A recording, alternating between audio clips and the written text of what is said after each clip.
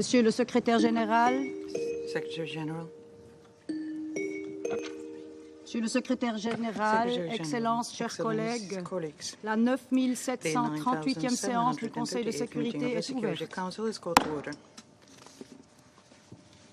Je voudrais saisir cette occasion pour rendre hommage, au nom du Conseil, à son Excellence M. Samuel Bogar, représentant de la Slovénie, qui a assuré la présidence du Conseil de sécurité pendant le mois de septembre. Je suis certain de me faire l'interprète de tous les membres du Conseil en exprimant mes sincères remerciements à l'ambassadeur M. Bogar et à son équipe pour le grand talent diplomatique avec lequel ils ont mené les travaux du Conseil le mois dernier.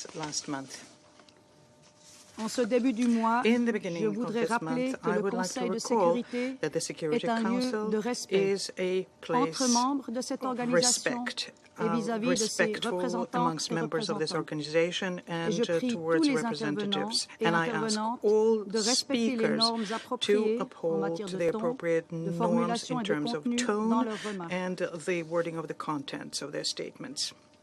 L'ordre du jour provisoire de la présente séance est la situation au Moyen-Orient. L'ordre du jour est adopté.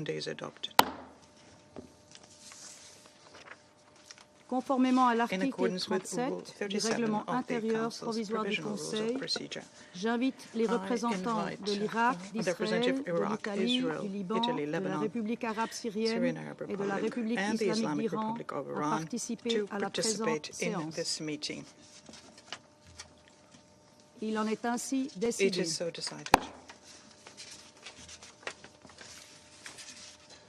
Le Conseil de sécurité va maintenant aborder l'examen du point 2 de l'ordre du jour.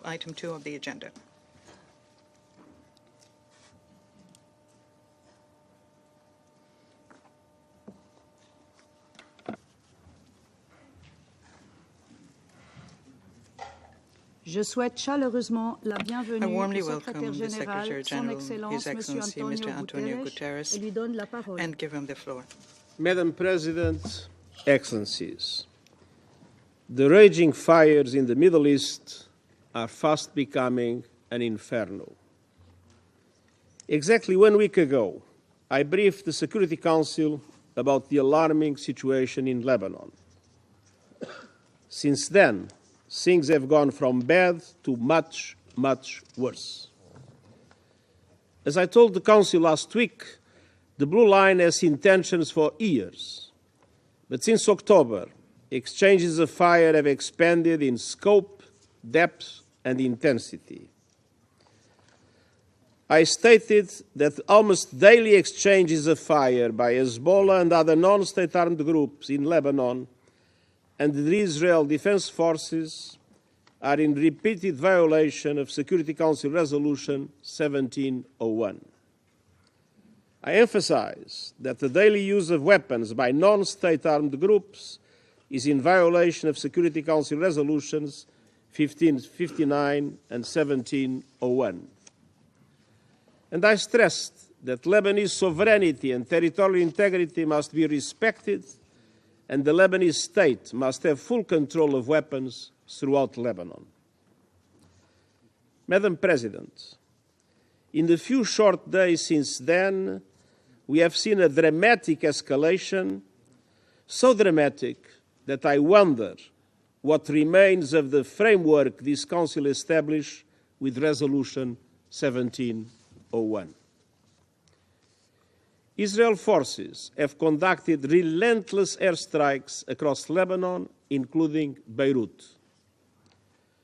The United States and France, with the support of several other countries, have proposed a temporary ceasefire allowing for the restart of negotiations. Israel refused that proposal and stepped up its strikes, including bombing the Hezbollah headquarters where its leader was killed. And Hezbollah has continued rocket and missile attacks on Israel. And yesterday, the Israel Defense Forces conducted what it stated were limited incursions into southern Lebanon. UNIFIL peacekeepers remain in position and the UN flag continues to fly despite Israel's request to relocate. I reiterate our deep appreciation to the military and civilian members of our UN peacekeeping force, UNIFIL, and to troop-contributing countries. The safety and security of all UN personnel must be ensured. Madam President, civilians are paying a terrible price, which I utterly condemn. Since last October, more than 1,700 people have been killed in Lebanon, including over 100 children and 194 women. Over 346,000 people are confirmed to have been displaced from their homes, and government estimates put this number as high as 1 million. Another 128,000 people, both Syrian and Lebanese, have crossed into Syria. The UN has mobilized all its capacities to provide urgent humanitarian aid in Lebanon, and I ask the international community to fully fund our appeal. Since October 8th, Hezbollah attacks on Israel have killed 49 people, with over 60,000 people displaced from their homes. It is absolutely essential to avoid an all-out war in Lebanon, which would have profound and devastating consequences. Madam President, yesterday Iran launched approximately 200 ballistic missiles towards Israel. It stated it was in response to the killings of Hassan Nasrallah and the Islamic Revolutionary Guard's Corps Commander Abbas Nilforushan last week, as well as that of Hamas leader Ismail Haniyeh in Tehran in July. Millions of people across Israel and the occupied Palestinian territory were forced to seek shelter. One person was killed from the Iranian strikes, a Palestinian in the occupied West Bank. As I did in relation to the Iranian attack in April, and as should have been obvious yesterday in the context of the condemnation I expressed, I again strongly condemn yesterday's massive missile attack by Iran on Israel. And these attacks, paradoxically, do nothing to support the cause of the Palestinian people or reduce their suffering. Almost 1 year has passed since the atrocious 7 October acts of terror by Hamas and the taking of hostages. And since last October, Israel has conducted in Gaza the most deadly and destructive military campaign in my years as Secretary General. The suffering endured by the Palestinian people in Gaza is beyond imagination. At the same time, the situation in the occupied West Bank, including East Jerusalem, continues to deteriorate with Israeli military operations, construction of settlements, evictions, land grabs, and intensification of settler attacks, progressively undermining any possibility of a two-state solution. And simultaneously, armed Palestinian groups have also used violence. Hamas has continued to launch rockets, and just yesterday, 7 Israelis were killed in a terror attack in Jaffa. Madam President, the events of the past week, the past months, and indeed nearly the past year make it clear. It's high time for an immediate ceasefire in Gaza, with the immediate and unconditional release of all hostages, the effective delivery of humanitarian aid to Palestinians in Gaza, and irreversible progress to a two-state solution. It's high time for a cessation of hostilities in Lebanon, re-election towards full implementation of Security Council resolutions 1559 and 1701, paving the way for diplomatic efforts for sustainable peace. It's high time to stop the sickening cycle of escalation after escalation that is leading the people of the Middle East straight over the cliff. Each escalation has served as a pretext for the next. we must never lose sight of the tremendous toll this growing conflict is taking on civilians. And we cannot look away from systematic violations of international humanitarian law. This deadly cycle of tit-for-tat violence must stop. Time is running out, and I thank you. Je remercie le secrétaire général de son exposé et je donne maintenant la parole aux membres du Conseil qui souhaitent faire une déclaration. Je donne maintenant la parole au représentant de la France. Madame la Présidente, Madam President, je remercie le secrétaire général des Nations Unies pour son intervention et je tiens à lui redire le plein soutien et toute la confiance de la France. La France condamne les attaques par missiles balistiques perpétrées hier par l'Iran contre Israël. Attachée à la sécurité d'Israël, la France a mobilisé ses moyens militaires au Moyen-Orient pour parer la menace iranienne. Nous appelons l'Iran à s'abstenir de toute action susceptible de conduire à une déstabilisation supplémentaire et à un embrasement régional. Nous condamnons aussi l'attaque terroriste qui a visé les civils à Jaffa.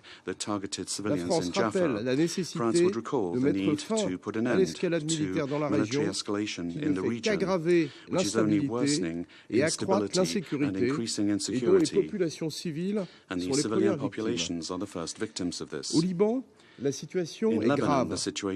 Les opérations militaires s'intensifient. L'armée israélienne a mené des incursions terrestres sur le territoire libanais en violation de la souveraineté libanaise et le Hezbollah poursuit ses attaques contre Israël.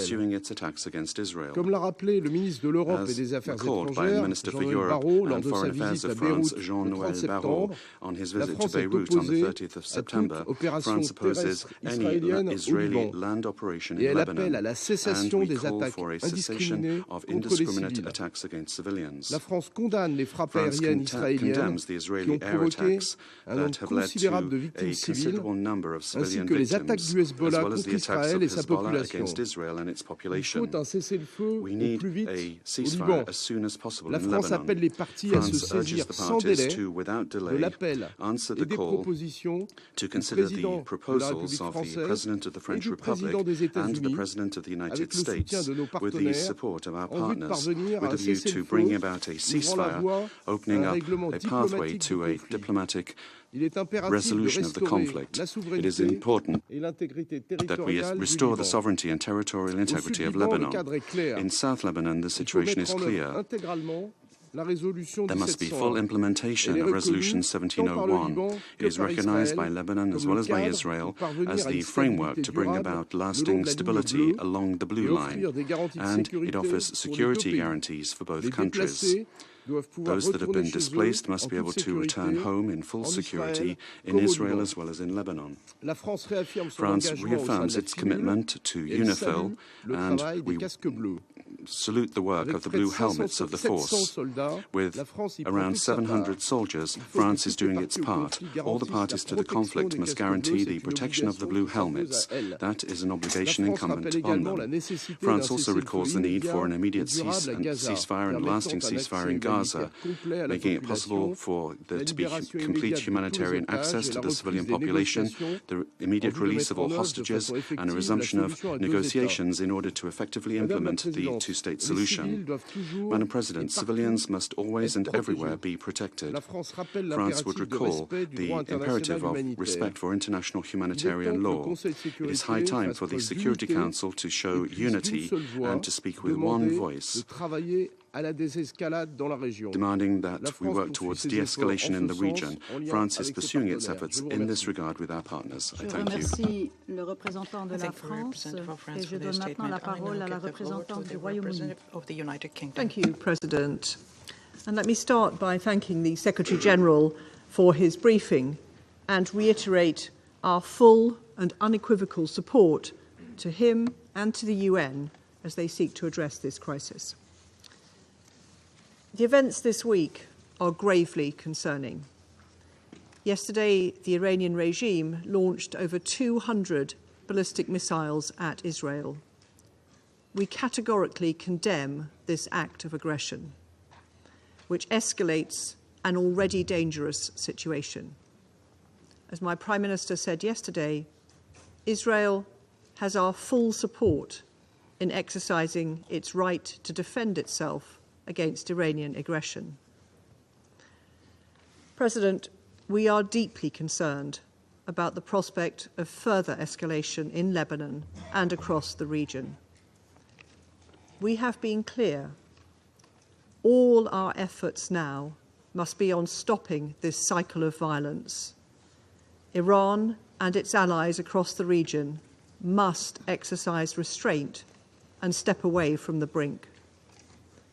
We've been clear.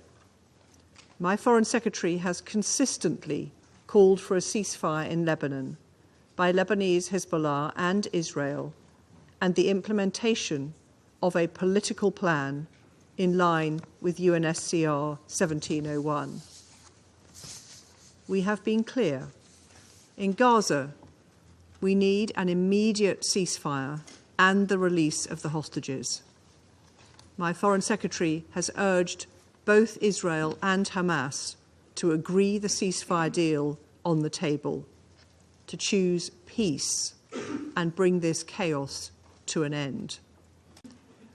Peace, not war, is the courageous option. It is also the best option to secure stability and security for Israelis, Palestinians, Lebanese, and the wider region. President, my Prime Minister has been working urgently to gather support for a political solution to this crisis. Only a ceasefire in Lebanon and Gaza would create the space to agree a political plan consistent with UNSCR 1701 that allows for the sustainable return of displaced Israeli and Lebanese civilians to their homes. Innocent civilians in Israel and in Lebanon have been displaced from their homes for too long already. The only way they will return is through a sustainable peace across the blue line. The conflict in Lebanon is causing devastating consequences for civilians, especially for women and children, and draws us closer to a wider regional conflict. President, we cannot let Lebanon become another Gaza. With mounting civilian casualties and hundreds of thousands of displaced people, all parties must do everything possible to protect civilians and fully respect international humanitarian law. A widening of the conflict is in no one's interest. The actions taken now will impact a generation. I call on all actors to step back from the brink and find a political resolution. I thank you. Je remercie la représentante du I thank the Royaume-Uni. representative of the United Kingdom. I now give the floor to the representative of Malta. Thank you, President. And at the outset, allow me to congratulate you on assuming the presidency of the Council and thank Slovenia for its leadership in steering our work in September. I also thank the Secretary-General for his remarks. I reiterate our continued and unwavering support to him and thank him for his continued leadership and moral compass whilst guiding this organisation through such difficult times. Malta echoes the Secretary-General in condemning the continued and escalatory hostilities across the Middle East. This vicious cycle of violence, inevitably leading to a regional conflict, is extremely concerning. It must be brought to an end. Repeated strikes across Lebanon and Israel and Israeli operation across the Blue Line, continued rocket fire into Israel by Hezbollah, and the latest Iranian missile attacks on Israel, together with continued rhetoric and threats by relevant parties to continue escalating hostilities, are only paving the way towards a bleak and desolate future for the entire region. Amid the worst displacement crisis in the country's history, We are witnessing yet another man-made humanitarian catastrophe. We cannot be silent in light of this deterioration. Furthermore, we strongly condemn yesterday's missile attack on Iran by Israel. We call on Tehran to immediately halt such actions, which only contribute towards expanding a complex web of tensions and push the entire region closer to the precipice. We also condemn the terror attack in Jaffa yesterday, which killed 6 Israeli civilians and wounded 9 others. President, the Israeli-Hamas war, the resulting humanitarian crisis in Gaza, and situations elsewhere in the West Bank and East Jerusalem are the core of the explosive situation we now find ourselves in. These are the devastating consequences of unchecked conflicts. This human suffering is a high price that the people across the Middle East are paying on a daily basis. We stress that indiscriminate bombings, destruction of civilian infrastructure, and mass displacements are violations of international law. All parties must abide by their obligations under international humanitarian law and prioritize the protection of civilians. Furthermore, we emphasize once again that Security Council resolutions are legally binding. They must be respected and implemented. Along the blue line, it is only through the full implementation of Resolution 1701 that the displaced residents of Israel and Lebanon can be able to return to their homes in peace and security. Furthermore, Lebanon must be free of weapons held by militant groups outside the authority of the Lebanese state. We stress the need to establish an area free of armed weapons, other than those of the government of Lebanon and of UNIFIL, between the Blue Line and the Litani River. Violations of Lebanon's territorial integrity and sovereignty, including through Israeli airstrikes and overflights across Lebanon, must cease. A dramatic escalation in Lebanon will only move us further from this goal. In the current crisis, UNIFIL also assumes a fundamental stabilization role. The safety and security of UN peacekeepers is paramount. Also, as a troop-contributing country, we call on all parties to protect and support the important mission of UNIFIL. In Gaza, we reiterate our call for an immediate and permanent ceasefire, the safe return of hostages to Israel, and the full implementation of relevant Security Council resolutions. We continue to support all diplomatic initiatives aimed at de-escalation across the region, including the efforts of the members of this Council. In conclusion, President, the region is witnessing a descent into all-out war, despite months of warning. The narrative for war must end, and the narrative for peace must begin. More importantly, this Council must act in a united and decisive manner. Now is the time to speak with one voice and unequivocally call for an end to all hostilities. The people of the Middle East are waiting for us. The world is waiting for us. Thank you. Je remercie la représentante de Malte et j'invite maintenant la représentante des États-Unis à prendre la parole. Thank you, Madam President. We look forward to working closely with you during your presidency of the Council this month. I also want to thank Slovenia for your successful conclusion of your presidency during the month of September. I wish to thank Secretary General Guterres for his briefing today. Colleagues, yesterday, Iran's Islamic Revolutionary Guard Corps, the IRGC, launched nearly 200 ballistic missiles at Israel. Tragically, there has been a confirmed death of a Palestinian civilian in the West Bank. Iran's stated intention was to avenge the deaths of 2 IRGC-supported terrorist leaders and an IRGC commander by inflicting significant damage and death in Israel. Thankfully, and through close coordination between the United States and Israel, Iran failed to achieve its objectives.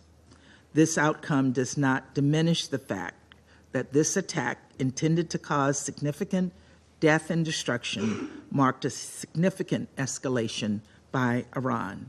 It does not negate the need for immediate Council action. This is a moment for this Council to speak out with one voice and condemn Iran for its unprovoked attack against another member state, and equally important to impose serious consequences on the IRGC for its actions. Colleagues, in a broad sense, Iran was complicit in the October 7th attacks on Israel through its funding, training, capabilities, and support for the military wing of Hamas.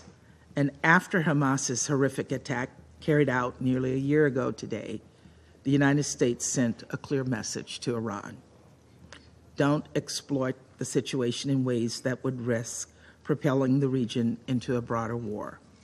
The IRGC flagrantly and repeatedly ignored this warning by encouraging and enabling the Houthis in Yemen to disrupt global shipping and launch attacks against Israel, by supporting militant groups in Syria and Iraq, which repeatedly attacked American forces engaged in the fight against ISIS, and by arming and encouraging Hezbollah after its former leader, Nasrallah, made the decision on October 7th to open a northern front against Israel.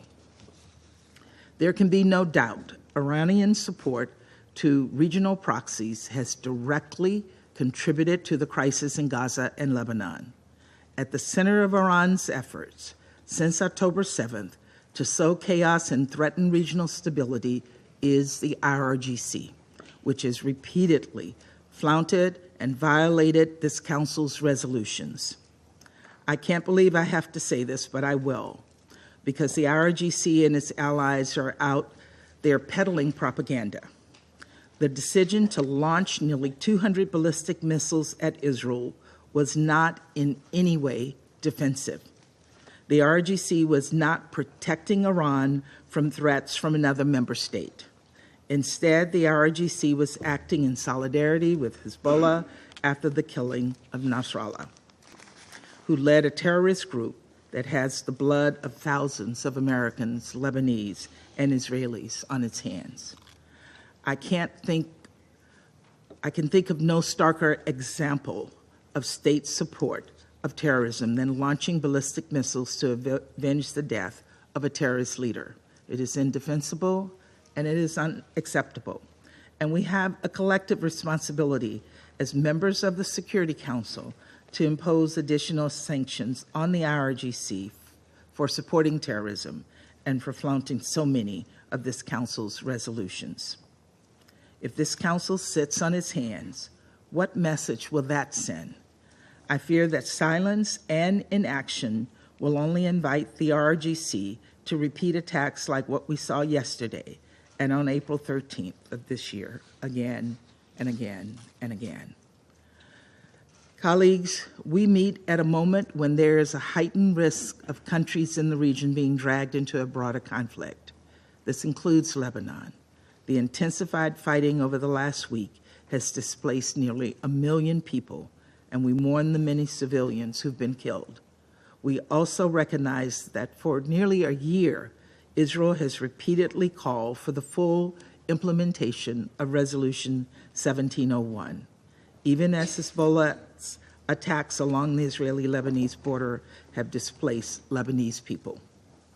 And even as Hezbollah has blocked Lebanon's government from exercising full sovereignty on its side of the blue line, it is significant that even in the aftermath of recent events, Israel is still calling for the full implementation of Resolution 1701. Achieving this outcome through the hard work of diplomacy remains the United States' urgent priority. We strongly believe that a diplomatic solution along the blue line, consistent with Resolution 1701, offers the only path to durably de-escalate tensions and allow Israeli and Lebanese citizens to return to their homes with safety and security. As we pursue this diplomatic solution, we reiterate our call on all parties to protect civilians. We also underscore our support for UNIFIL and emphasized that all parties must ensure UNIFIL personnel remain secure. Colleagues, we are also committed to doing everything possible to end the war in Gaza, where Palestinian civilians have been caught in the crosshairs of war, where dire humanitarian crisis persists. That's why we're working to bring about a ceasefire deal with release of hostages, consistent with Resolution 2735. The events of the past week should send an unambiguous message to Hamas's leadership, which continues to cower in tunnels beneath Gaza. Hezbollah and Iran will not rescue you. The only path forward is a ceasefire agreement. We must double down on diplomatic solutions that would ensure the safety of people across the region. As we do, there should be no doubt. The United States will continue to support Israel's right to defend itself against Hezbollah, Hamas, the Houthis, and any other Iranian-supported terrorists. Of course, how Israel defends itself matters. We continue to make clear that measures must be taken to minimize civilian harm. Colleagues, as President Biden emphasized following yesterday's attack, the United States is fully supportive of Israel. Our actions have been defensive in nature.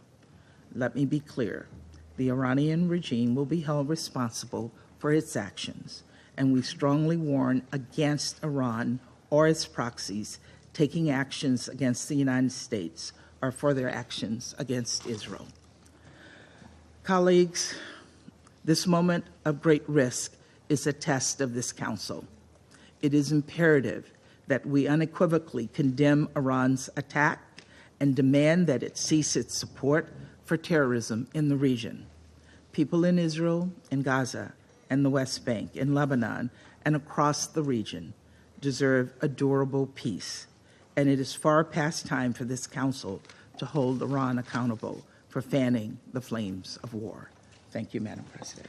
Je remercie la représentante des États-Unis. I thank the representative of the United States. I now give the floor to the representative of the Republic of Korea. Thank you, Madam President. I would like to thank Slovenia for their able leadership as President of the Council during the month of September. Let me also take this opportunity to congratulate you, Madam President, for assuming the presidency for October. I express my deep gratitude to the Secretary General for his briefing today and his tireless efforts for peace in the Middle East. This is a moment of reckoning for the Security Council. Resolution 1701 has been violated by all parties on the ground. A broader regional war with the potential to devastate not just Lebanon and the region, but far beyond, is dangerously knocking on our door. Our repeated calls for urgent restraint have been ignored. Both the regional stability and the credibility of this Council are now in jeopardy. Let there be no misunderstanding. It was Hamas' brutal attacks in broad daylight that set this escalation in motion. However, neither October 7th nor the ensuing response give any actor the right to violate the international norms and institutions that the United Nations and the global community have built over decades, including international humanitarian law, Security Council resolutions, and the sovereignty and territorial integrity stipulated under the UN Charter. The Security Council, which bears the primary responsibility for maintaining international peace and security, must unite and act. This is not like any other situation. This conflict has the potential to broaden and deepen, involving many countries, without clear limitations in geography, and with far-reaching implications on international politics, economics, and even humanity as a whole. This demands more than passive condemnation. The Security Council must do something significant now to prevent the situation from plunging deeper into the abyss. The very raison d'etre of the Security Council is at stake here. Indeed, now is the time for the Security Council to draw a firm line in the sand. No actor should be given a green light of impunity or a blank check to operate far beyond the rule of law. We cannot afford to be paralyzed by frustration or helplessness. Colleagues, let me conclude by fully echoing the statement made by the Secretary General yesterday. And I quote, "I condemn the broadening of the Middle East conflict with escalation after escalation. This must stop. We absolutely need a ceasefire," unquote. I thank you. Je remercie le représentant de la République de Corée et j'invite la représentante de Slovénie à prendre la parole. Thank you, Madam President. First, allow me, on behalf of Ambassador Boger and our entire team, to thank you sincerely and other members for your kind words, and also to wish to congratulate you and your team for assuming the presidency of the Council for October. Wish you all the best. We thank the Secretary General for his briefing. Madam President, in the last 2 weeks, we have met several times to discuss the situation in the Middle East. It has become increasingly clear that the current escalation is gaining its own, even more dangerous momentum. The actions and reactions of actors involved are dragging the region further away from peace and closer to an all-out war. No single party can absolve itself of blame for the chaos that is unfolding. This has become a crisis of retaliation and vengeance, where each strike fuels the next. Let me be clear, the region needs full and immediate de-escalation. For this to happen, a ceasefire on all fronts is urgent. We condemn the recent escalation in the Middle East. This includes Iranian attack on Israel. It includes Israeli attacks on Lebanon and the escalation between Hezbollah and Israel. We call on Israel to revoke the ground operation in southern Lebanon. It also includes continuous Israeli military operation in Gaza, and it includes yesterday's terror attack in Jaffa. We see deeply troublesome parallels. Escalation from any side only leads to further violence, not security or peace. We want to underline more violence cannot bring more stability and security in the region or beyond. War is not a solution to the problems in the Middle East. There is no military solution to the crisis. We call on all countries and actors to show restraint, and to everyone with influence must exert it. To Israel, Iran, Hezbollah, Hamas, the Houthis and others, the circle of violence must stop. Retaliations must stop. Escalations must stop. We call on all parties to respect international law, particularly international humanitarian human rights law. Respect for and compliance with international law are a must. Protection of civilians must be ensured at all times, and we are dismayed by the impact of the escalation in Lebanon on civilians and condemn the high number of civilian casualties. Massive displacement in Lebanon will add an additional strain on a country which is already facing numerous challenges. Equally, this intensification of the conflict will not bring thousands of displaced Israelis back to their homes. And we must not forget about the entire population of Gaza being displaced repeatedly. There is a dire need to recommit and fully implement Resolution 1701. This Council must stand united in its call for de-escalation and ceasefire. We repeat our call for safety and security of UNIFIL to be ensured at all times. We also take this opportunity to express our full support to the work of the United Nations and the Secretary General in this crisis. We appeal to Israel to reconsider today's announcement. It is high time to strengthen the role of diplomacy and to prioritize peace. We support all initiatives which could bring stability about peace. Ceasefire negotiations related to Lebanon and to Gaza are utmost needed. We underline this Council has primary responsibility for maintenance of international peace and security. The region is standing at a precipice. We are a step away from an all-out war that threatens not only the region, but global peace and stability.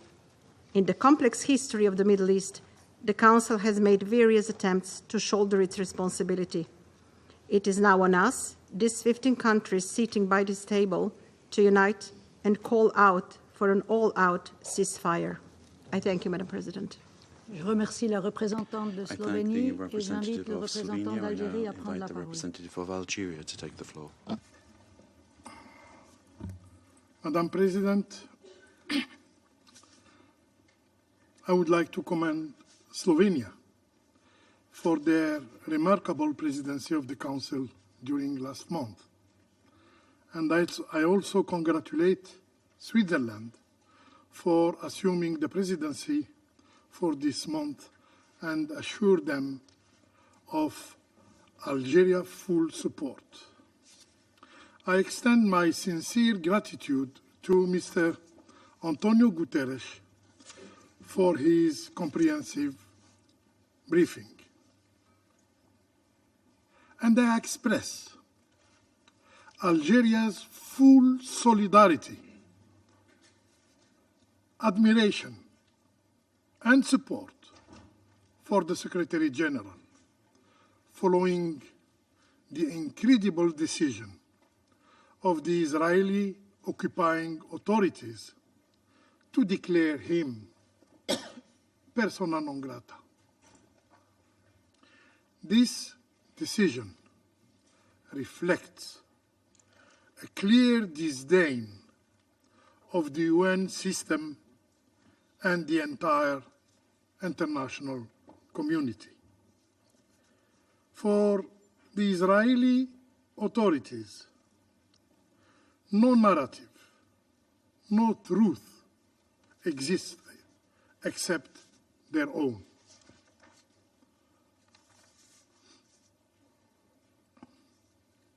Madam President, this meeting marks the third time in a single week that we have heard from the Secretary General regarding the Middle East. It is a testimony of the gravity of the situation. We stand perilously close to a regional conflagration, with tensions escalating daily. The situation has further deteriorated due to the Israeli aggression against Lebanon, beginning with the targeting of civilian electronic devices and progressing to indiscriminate bombardment and ground invasion that shows a blatant disregard for human rights, a flagrant violation of international humanitarian law. Following the attacks detonating civilian electronic devices, the Security Council convened at Algeria's request. We endeavored to have the Council send a clear, a simple message, a call for immediate desescalation, a call for immediate desescalation. Regrettably, the Council failed in this attempt. Madam President, the Security Council's inability to act has exacted a devastating bill, a devastating toll. Between September 17 and 25th, the Israeli militaries claimed more than 1,000 lives in Lebanon. 1,000 lives in Lebanon, including 87 children and 156 women, while displacing 1 million of Lebanese in the country's largest exodus. Our inaction has effectively granted Israel under the right of self-defense principle. Our inaction has effectively granted Israel carte blanche to continue its rampage in Gaza, in West Bank, carte blanche to escalate against Lebanon and pursue the bloody agenda of death and destruction. Now we hear the new rhetorics of desescalation through escalation. Strange. This is a dangerous fallacy. Escalation inevitably breeds further escalation for years to come. This surge in violence has derailed efforts to implement Resolution 2735 and has severely compromised any prospect for calm in Lebanon and the wider region. The Security Council must act with greater resolve to be relevant, simply to be credible. As the highest authority responsible for maintaining international peace and security, it is unacceptable for its decision, including Resolution 2735, to be blatantly disregarded. Israel is not above the law, and we must hold it accountable. We need solutions, tangible, enforceable solutions. No more rhetorics that serves no one. Madam President, while we must not allow the escalation in Lebanon to overshadow the ongoing tragedy in Gaza, it seems some have grown indifferent of Gaza's people plight. Any effort to address the broader escalation in the region must begin with halting the brutal assault in Gaza. I repeat, any effort to address the broader escalation in the region must begin with halting the brutal assault in Gaza. We need an immediate ceasefire. We need an immediate ceasefire in Gaza. Everyone, save for the Israeli occupier, seeks this end, this cycle of violence, and is working toward that end. So how long will the international community remain impotent in the face of Israel's defiance? How long will we fail to enforce full implementation of Resolution 1701, especially Israel's withdrawal from Lebanese territory, a key condition for Lebanon's stability? Madam President, the Middle East urgently requires concerted actions from all of us, to find lasting, sustainable solution to its crisis.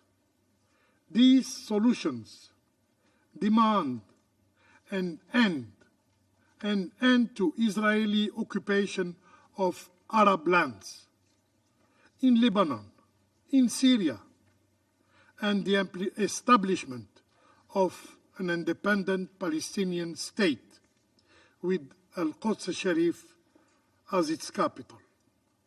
I thank you, Madam President. Je remercie le représentant d'Algérie. I thank the representative of Algeria. I now give the floor to the representative of Mozambique. Madam President, allow me first to congratulate Switzerland on assuming the presidency of the Security Council in this very challenging month of October. We pledge our full support. We also thank Slovenia for its successful presidency in the month of September. We are grateful to His Excellency Mr.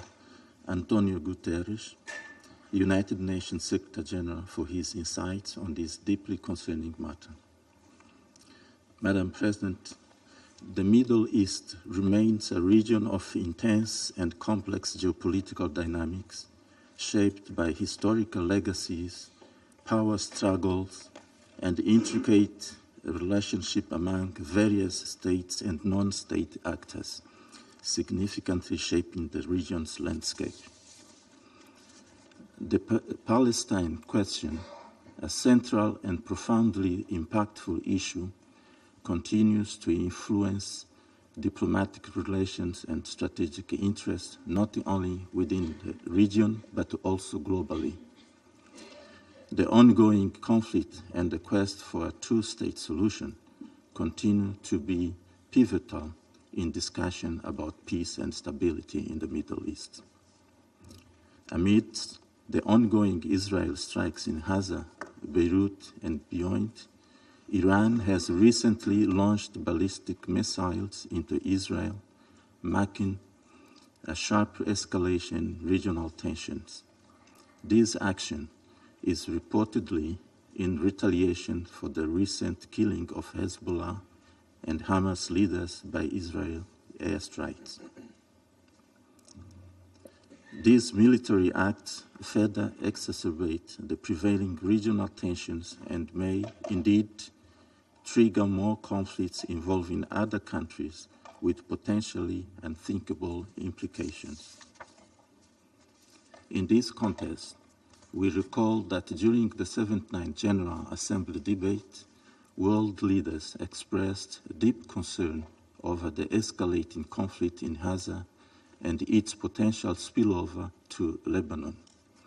Both the UN Secretary General and the President of the General Assembly urged Israel to cease hostilities and pursue a diplomatic resolution to prevent Lebanon from becoming another conflict zone like Gaza.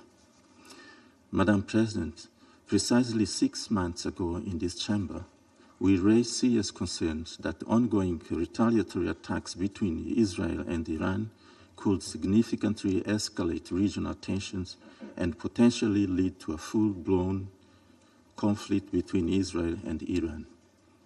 Regrettably, this is now fast becoming a sad reality. These retaliatory attacks are shaping the foreign policies and security strategies of regional states and their external allies. While recognizing the right of states to self-defense as enshrined in the UN Charter, we express our deep concern on the recent Iranian strikes. In light of the prevailing situation, it is imperative that all parties involved, including Israel and Iran, strictly adhere to international legal norms to prevent further military confrontation and maintain regional stability. All involved parties need to exercise restraint and approach the situation with wisdom and prudence.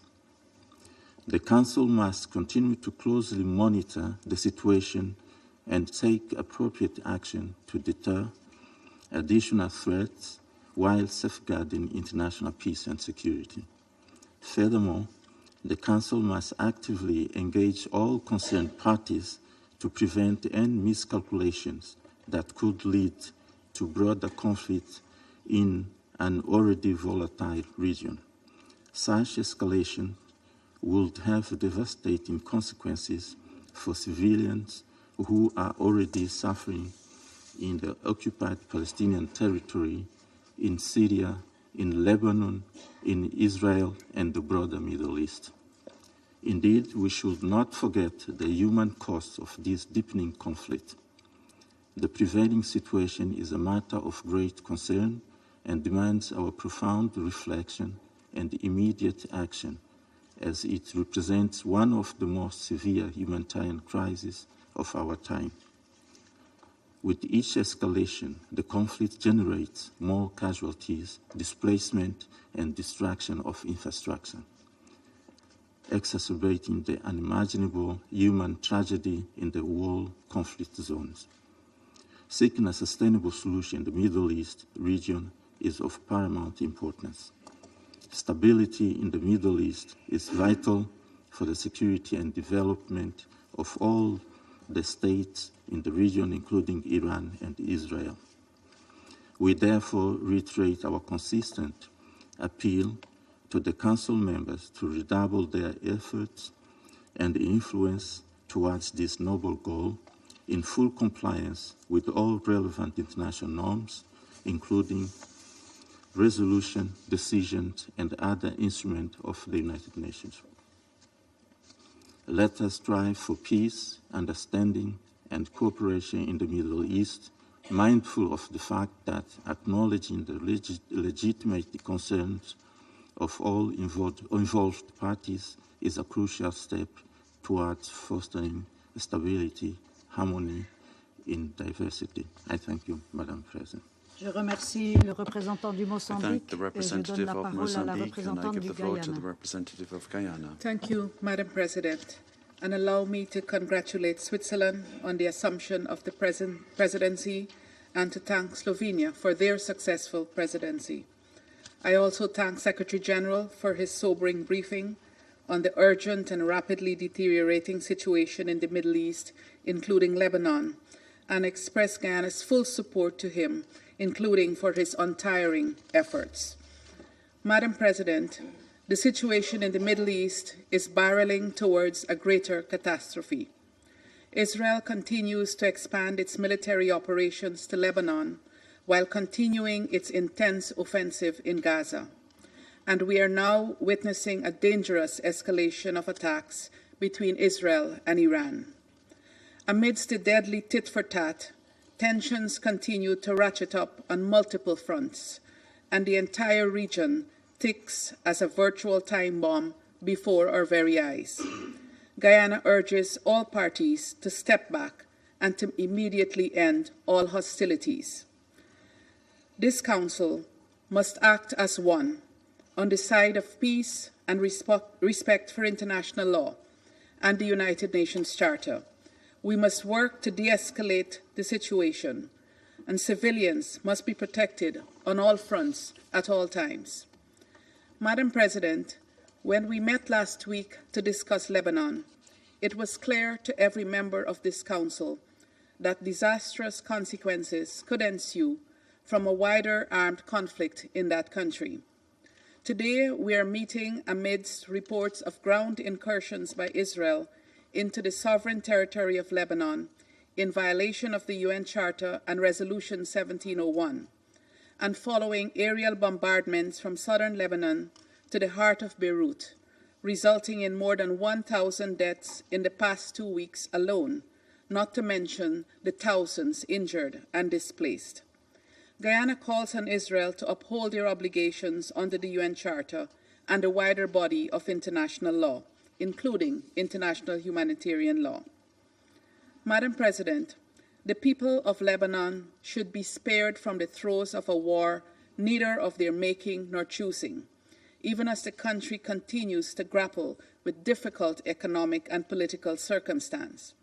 This Council must act in the interest of international peace and security to prevent further tragedy in Lebanon, Gaza, and throughout the Middle East.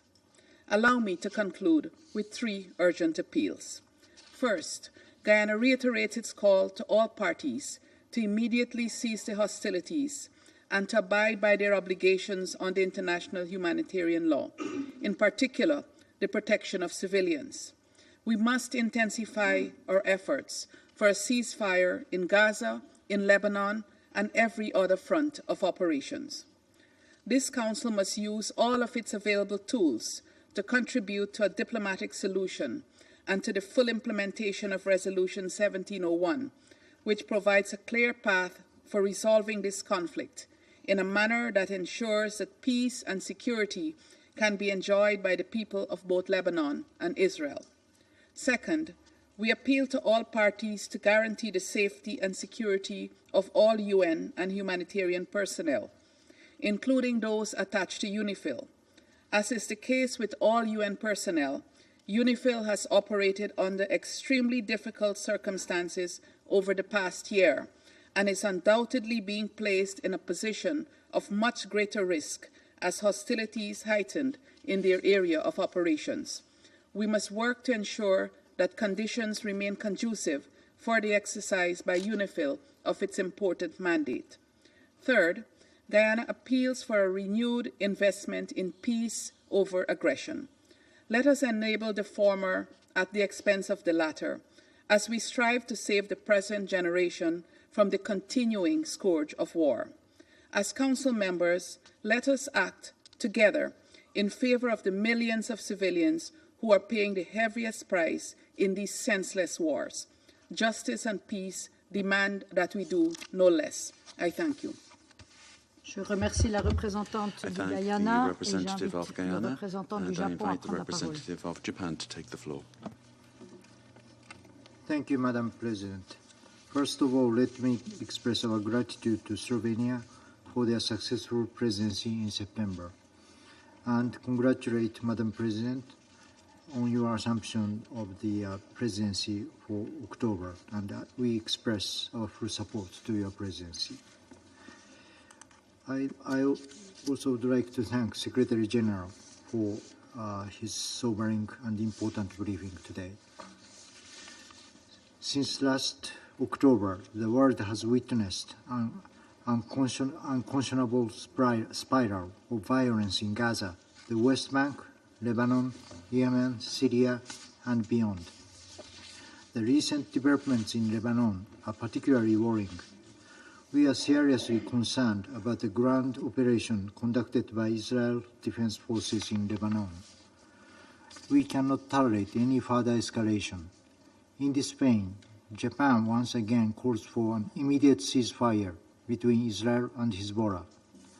All parties need to demonstrate their recommitment to the full implementation of relevant UN Security Council resolutions, including Resolution 1701. Japan pays respect to the UN staff and personnel on the ground, devoting the high cause under the severe circumstances. Their security must be ensured. Now, we are seeing the growing needs of the civilians in Lebanon who are facing the onset of a displacement crisis.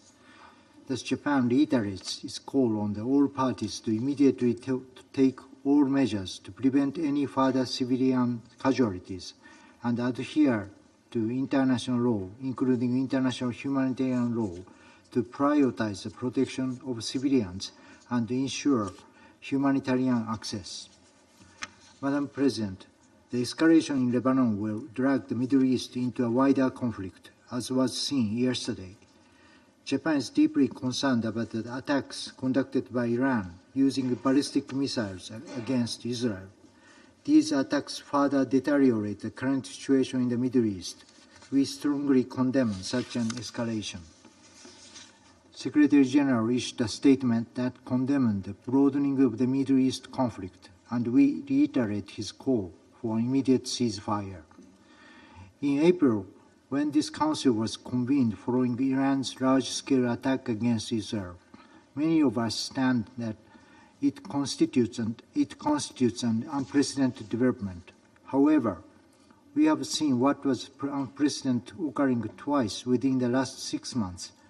This clearly shows the Middle East is following a dangerous path that could lead to a catastrophe. We must not let this happen. In this regard, Japan amplified our call to all parties to exercise maximum restraint, work towards de-escalation, protect civilians, and work through dialogue and diplomacy towards peace. Neither the region nor the world can afford any more conflicts. Thank you, Madam President. Je remercie le représentant du Japon et j'invite le représentant de la Fédération de Russie à prendre la parole. Госпожа председатель, Madam President, хотим поздравить Словению с завершением председательства в Совете в сентябре, объективно непростом месяце для любого председательства. И поздравить Швейцарию с вступлением в должность председателя Совета. Благодарим генерального секретаря за его оценки ситуации на Ближнем Востоке, резко обострившейся на фоне беспрецедентного витка эскалации насилия в Ливане и расширения географии конфронтации на соседних регионах.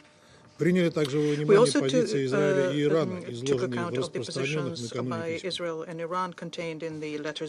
К сожалению, ближневосточный регион буквально на наших глазах скатывается в пучину новой большой войны, а Совет Безопасности лишь беспомощно наблюдает. Израильская бесчеловечная военная операция в Газе продолжается, несмотря на требования подавляющей части международного сообщества и ее стран. Раскручивание спирали насилия предсказуемо привело к обострению ситуации в Ливано-израильском приграничье, Йемене и Однако вместо того, чтобы задействовать возможности дипломатии, власти Западного Иерусалима сделали однозначную ставку на силовое оккупирование своих границ. Force. А их американские подельники во всем им подыгрывают, парализуя работу Совета Безопасности. В итоге новой жертвой израильской военной машины стал Ливан. После интенсивных обстрелов ливанских городов южный сосед приступил к наземной операции. Кроме того, после серии политических ликвидаций, включая убийство главы из-под Совета Хамас Хани, генерального секретаря Хизбаллы Насраллы и ряда других лидеров, Hezbollah, Nasrallah, and other leaders of resistant movements, Iran came into the confrontation. Iran, who for 2 whole months had been showing exceptional, under the circumstances, restraint. Из выступлений наших западных коллег складывается впечатление, что единственная проблема, которая стоит перед Советом сегодня, это ответ на ракетный удар Ирана. Сложно представить, на какую роль в дипломатическом процессе с подобной оценкой ситуации можно рассчитывать. Как будто все это случилось в вакууме. Как будто ничего не происходит и не происходило в Ливане, Газе, Сирии, Йемене, что и привело к новому, But it did happen, and it led to a new, very dangerous spiral of a widening Middle East conflict. Russia resolutely condemns the attack on Lebanon and calls on Israeli authorities to immediately stop using force and withdraw their troops from the Lebanese territory. There is no justification for fresh civilian victims amongst the civilians, and their number is already in the thousands. We express our solidarity with the leadership and the people of the friendly country of Lebanon who are undergoing an armed aggression, and we will send our heartfelt condolences to the families of those who died.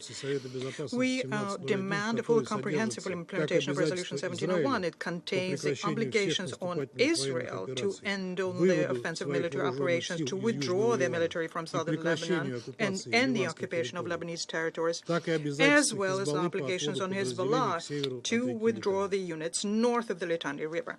The Israeli side has to ensure rigorously the safety of the interim forces in Lebanon, who are undergoing unpredictable risks because of the Israeli incursion. We'd like to recall that the threats to the health and life of blue helmets could amount to a war crime. We also decisively condemn the killing of Nasrallah. We reject the fact that in order to eliminate him, a residential quarter in Lebanon's capital had 80 bombs weighing 1 ton dropped on it. As a result, 6 high-rise buildings were destroyed. How can you call this a discriminatory selective action here? This political elimination is fraught with catastrophic consequences for Lebanon and the Middle East as a whole. Western Jerusalem, I'm sure, understood that, but they intentionally decided to go ahead and do this. And this means that the Israeli side shoulders the full responsibility for the subsequent escalation and its consequences, including the consequences for the people of Israel. Within the framework of its mandate to maintain international peace and security, the Security Council has to make Israel immediately end the hostilities. And we all have the duty to make every effort to create the conditions for the political and diplomatic settlement. In this context, we note the signals sent by Tehran that do not wish to see a further spiral of confrontation. Madam President, the Security Council in the recent days is being frequently and seemingly correctly criticized because of its inability to end violence in the area of Israeli-Palestinian conflict. At the same time, those who follow our work knows very well that 14 out of 15 members of the Security Council would have undertaken the measures to compel parties to peace, would have saved this way the lives of thousands of innocent women, children, and the elderly. And Israel would not have been able to act as brazenly and with such disregard to international law if they didn't feel themselves under an unequivocal and all-around protection by the United States. For their ally, the Middle East, Washington has already used the veto on Security Council 5, and since the beginning of June has intentionally been trying to pull the wool over our eyes, advertising their so-called Biden plan and its quiet diplomacy to arrive at a deal between Hamas and Israel. To be perfectly honest with you, we are left with the impression by all of this that these mediated negotiations are something that Washington is conducting with itself. And it is very symbolic here, therefore, that the approval to eliminate Hezbollah and start a very dangerous spiral of regional escalation was given by the Israeli Prime Minister from New York after he delivered an openly militaristic statement in the General Assembly. This is the kind of a well-tuned duet, distinguished colleagues, we have to deal with. And the question, of course, is not in the moral and political support, but also it has to do with the multi-billion supplies of weapons that Washington continues supplying to Israel, despite the fact that it's used to annihilate 42,000 Palestinians.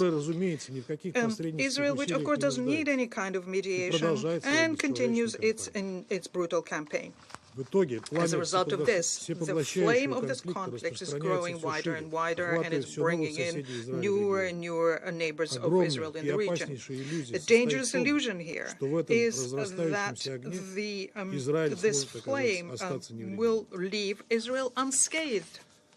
This flame has already consumed the lives of remaining Israeli hostages, whereas Western Jerusalem is pretending that all of this is part of their plan, and at the same time showing complete disregard to the public opinion in Israel itself.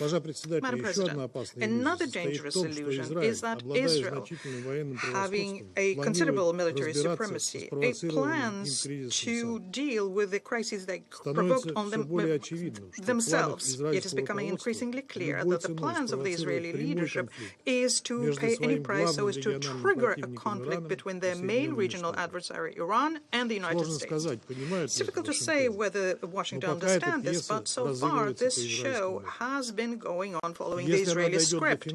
And if it reaches its finale, the conflict can reach an unimaginable level of escalation and will threaten not just the Middle East, but the entire world.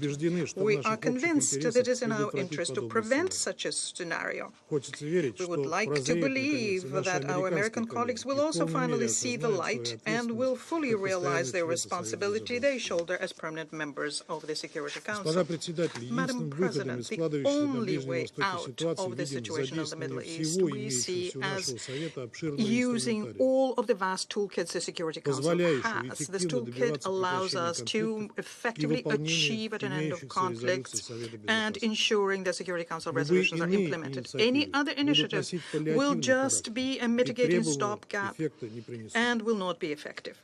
We see no alternative to making parties to the conflict to immediately have a ceasefire in Gaza, which is to be accompanied by an exchange of hostages and prisoners, and organizing a full and unimpeded humanitarian access in the Strip.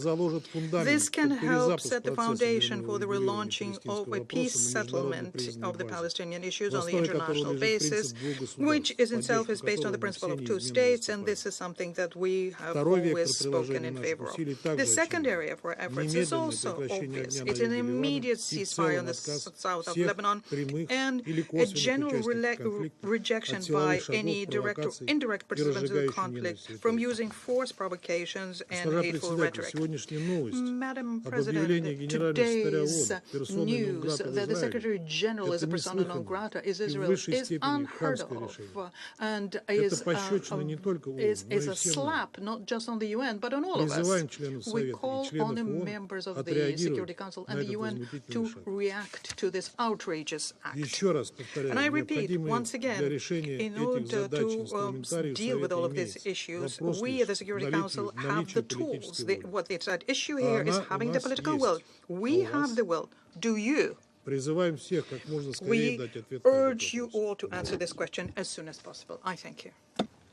Je remercie le représentant de la Fédération de Russie et je passe la parole au représentant de la Sierra Leone. Madam President, the Security Council has been convened in the most difficult of circumstances concerning the Middle East. Allow me, however, to congratulate you and Switzerland on assuming the presidency of the Council and assure you of Sierra Leone's fullest support and cooperation.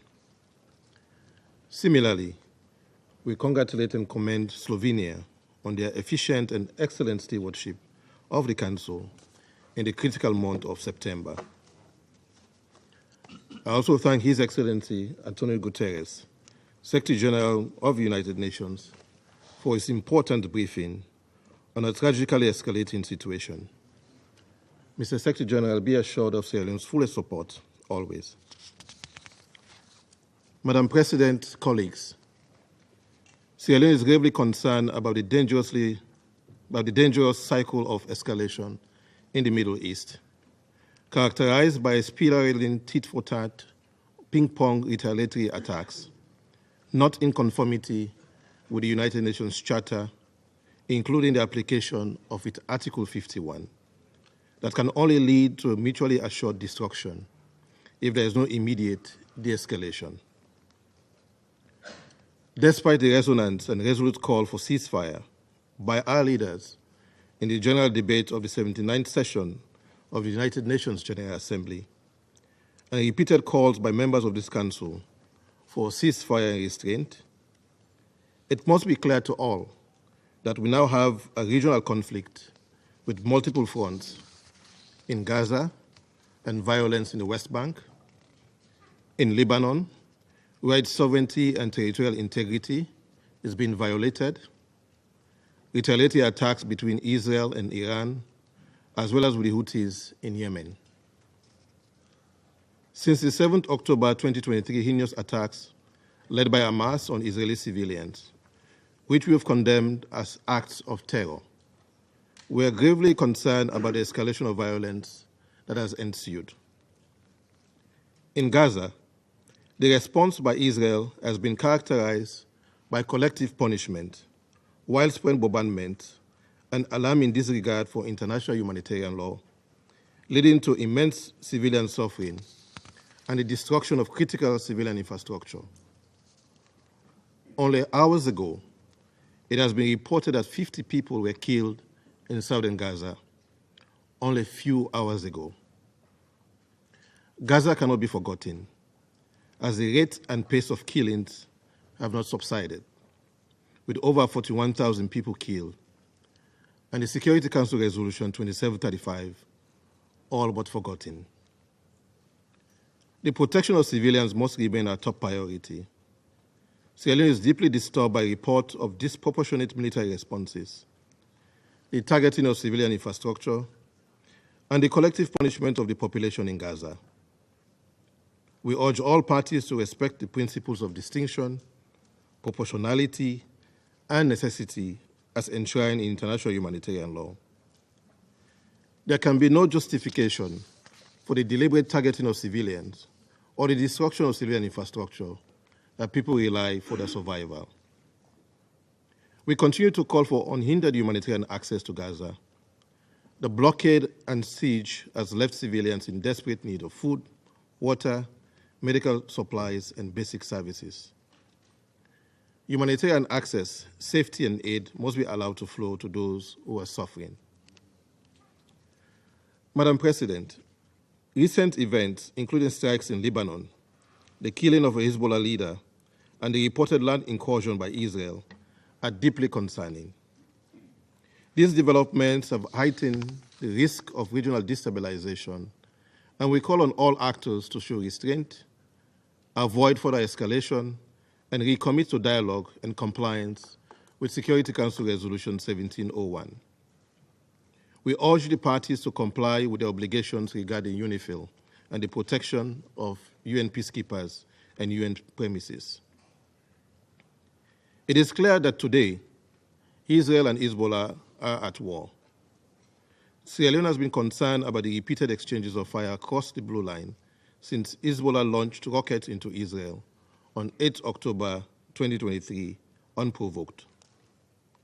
While the exchanges of fire were largely confined to the immediate vicinity of the blue line for a short period, we observed the gradual intensification along and increasing well beyond the blue line, causing civilian casualties and infrastructural damage, destruction of farmlands, and displacement of tens of thousands of civilians. Members of this council, including Sierra Leone, have been expressing the risk of the danger of miscalculation, a wider and devastating regional conflagration as a consequence of the conflict between Israel and Hamas. Today, Middle East is at war. We note the declaration of Israel to return displaced residents and further declaration of Hezbollah on a ceasefire in Gaza. We express deep concerns over the dangerous rhetoric relating to the achievement of respective military objectives by the conflicting parties. In this regard, Sierra Leone reiterates that military action is not the best course of action to achieve the stated objectives of the parties. Sierra Leone therefore calls on the parties to use diplomatic channels, including the United Nations good offices, to avoid further escalation and risking a war that will include actors outside of the region. This Council must now stand united in calling for full implementation of all relevant Security Council resolutions, including Resolution 1701 and 1559. All sides must agree to a ceasefire as a precursor to the resettlement of displaced residents in the south of Lebanon and in the north of Israel peacefully. Madam President, a letter dated 1st October 2024 from the Permanent Representative of Iran to the United Nations addressed to the President of the Security Council confirms what we all witness as reported by global news media, to the effect that, and I quote, the armed forces of the Islamic Republic of Iran carried out a series of missile attacks against the military and security target of, end of quote, the State of Israel. The leadership of Israel has vowed to further retaliate. Sierra Leone condemns all attacks that violate international law and the UN Charter, including, as aforesaid, the blatant misapplication of Article 51. We join the UN Secretary General in condemning, and I quote, the broadening of the Middle East conflict with escalation after escalation. This must stop. We absolutely need a ceasefire, end of quote. The path to peace cannot be paved with violence, A sustainable solution can only be achieved through genuine dialogue and diplomacy, addressing the legitimate rights and concerns of the conflicting parties, most particularly the aspirations of both the Palestinian and Israeli people. This includes the right of the Palestinian people to self-determination and the right of Israel to security within its recognized borders. In conclusion, Madam President, Sierra Leone continues to call for the parties to consider the global implications of their actions and to recommit to a cessation of hostilities. We urge the Security Council, our council, to act decisively to halt the violence, enforce a ceasefire, the release of hostages and prisoners, facilitation of access to humanitarian aid, ensure accountability, and work towards a just and lasting solution that respects the rights of all peoples. Let us end the occupation of Palestine, as the International Court of Justice has called for, implement the two-state solution, and choose a future of peace, stability, and dignity for both Palestine and Israel.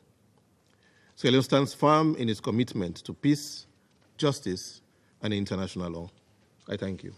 Je remercie le représentant de la Sierra Leone I thank the representative of Sierra Leone, and I invite the representative of China to take the floor. President, I congratulate Switzerland on assuming the presidency of the Security Council for this month, and I thank Slovenia for its work as the presidency of last month. I thank France for requesting this emergency meeting. I also thank Secretary General Guterres for his briefing. On this occasion, I would like to reiterate China's resolute support for the SG for his work and oppose the groundless accusations of Israel against him.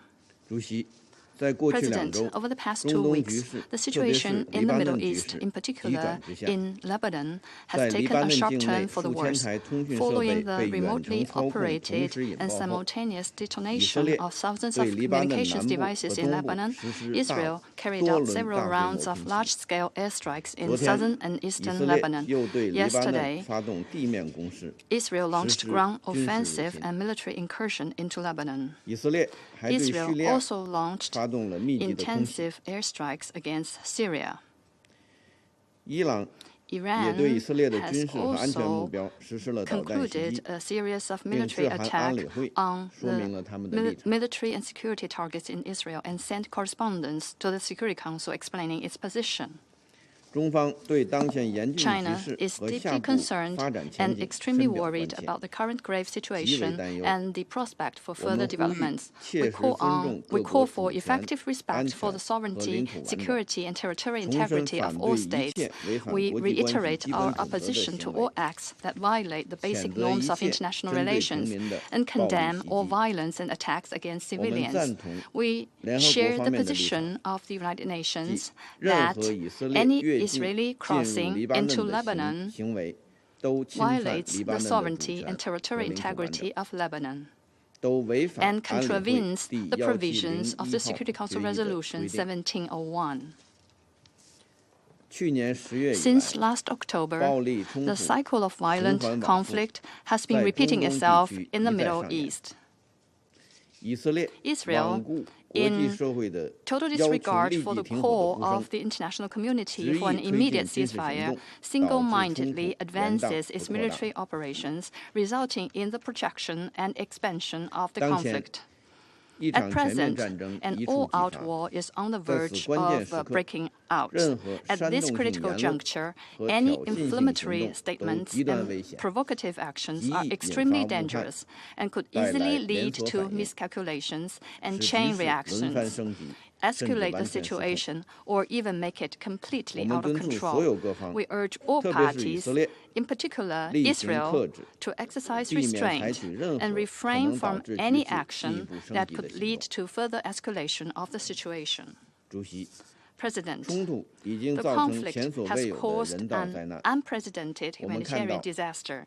As we have seen, Gaza has become an inferno on earth, while in Lebanon there has been a great deal of destruction of civilian facilities. Thousands of casualties and more than 1 million people displaced from their homes, including a large number of Palestinian refugees. We call on all parties to the conflict to respect the red lines of international humanitarian law and to protect civilians. We support the efforts of the UN humanitarian system to take urgent action to ease the humanitarian situation in Palestine and Lebanon. China reiterates the importance of respecting the neutrality of UNIFIL and of effectively ensuring the safety and security of the peacekeepers.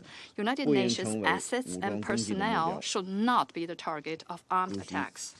President, the Security Council bears an important responsibility for the maintenance of international peace and security. Under the current circumstances, the Council must act urgently and be united in making demands clearly and unequivocally that an immediate ceasefire must be established in Gaza.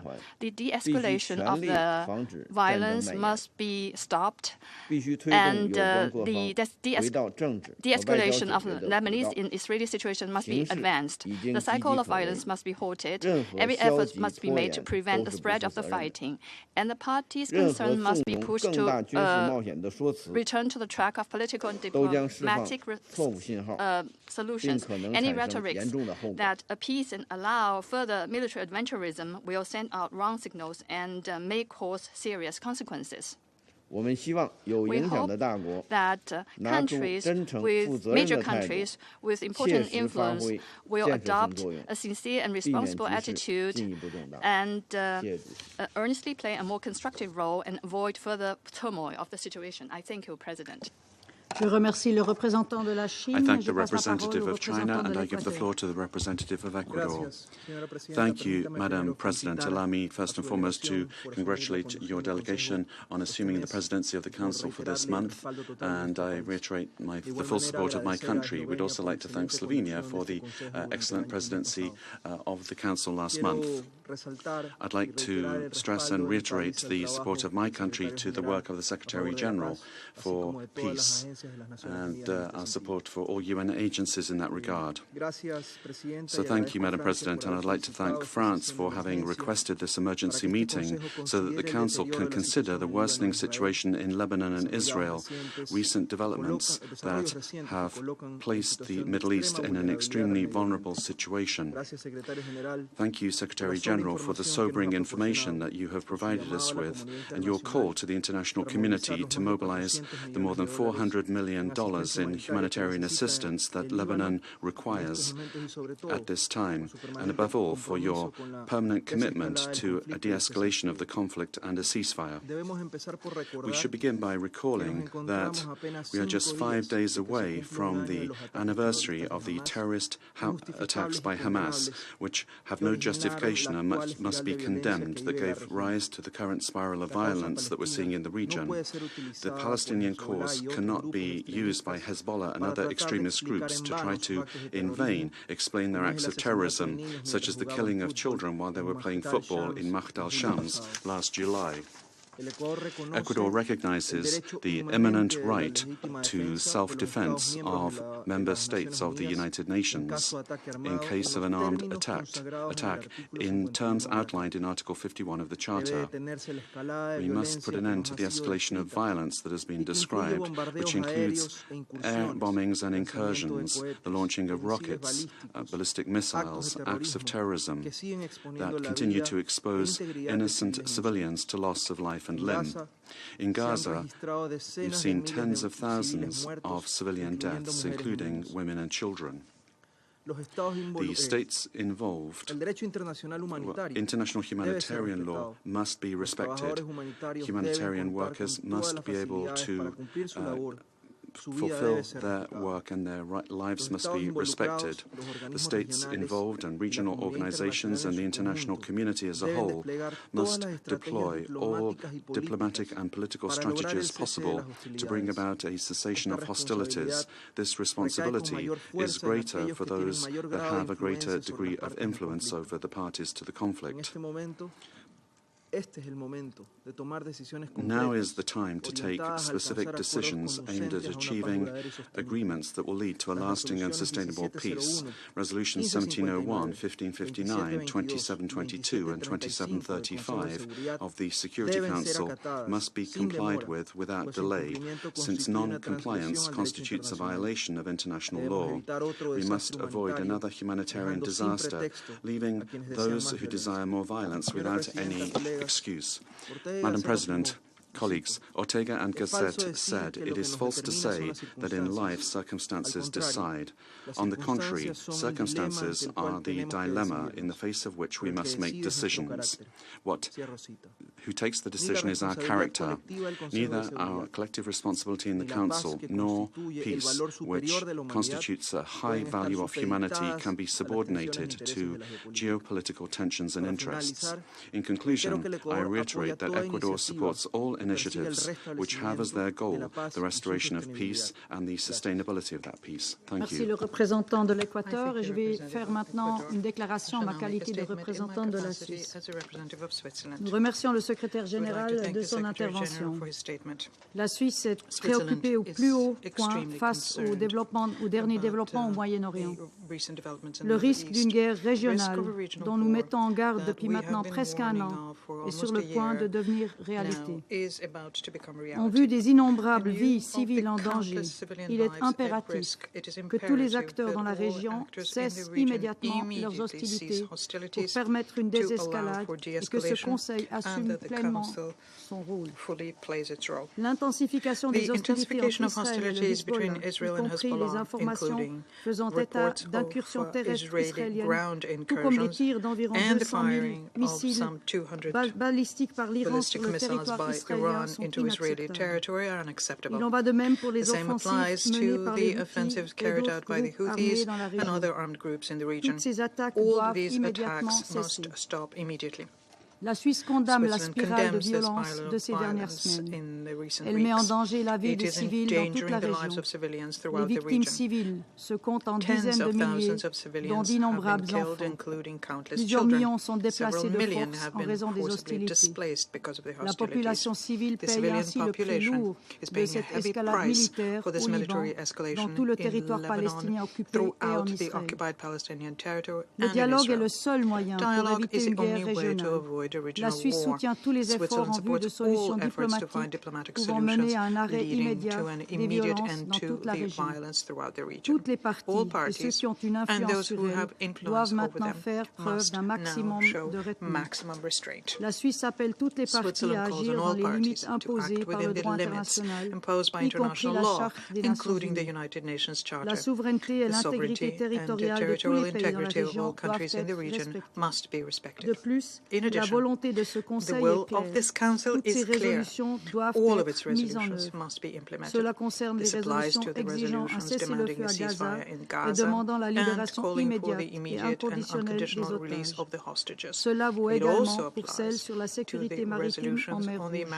De même, nous appelons encore une fois avec insistance un retour à la cessation des hostilités de part et d'autre de la ligne bleue, ainsi qu'un réengagement immédiat quant à la mise en œuvre de la résolution 1701. Cette résolution est reconnue par tous. Elle dresse un chemin pour résoudre les causes sous-jacentes du conflit et permettre aux populations au Liban et en Israël de vivre en paix et sécurité. Le droit international humanitaire doit impérativement être respecté par toutes les parties en toutes circonstances et indépendamment de la question de la licéité du recours à la force.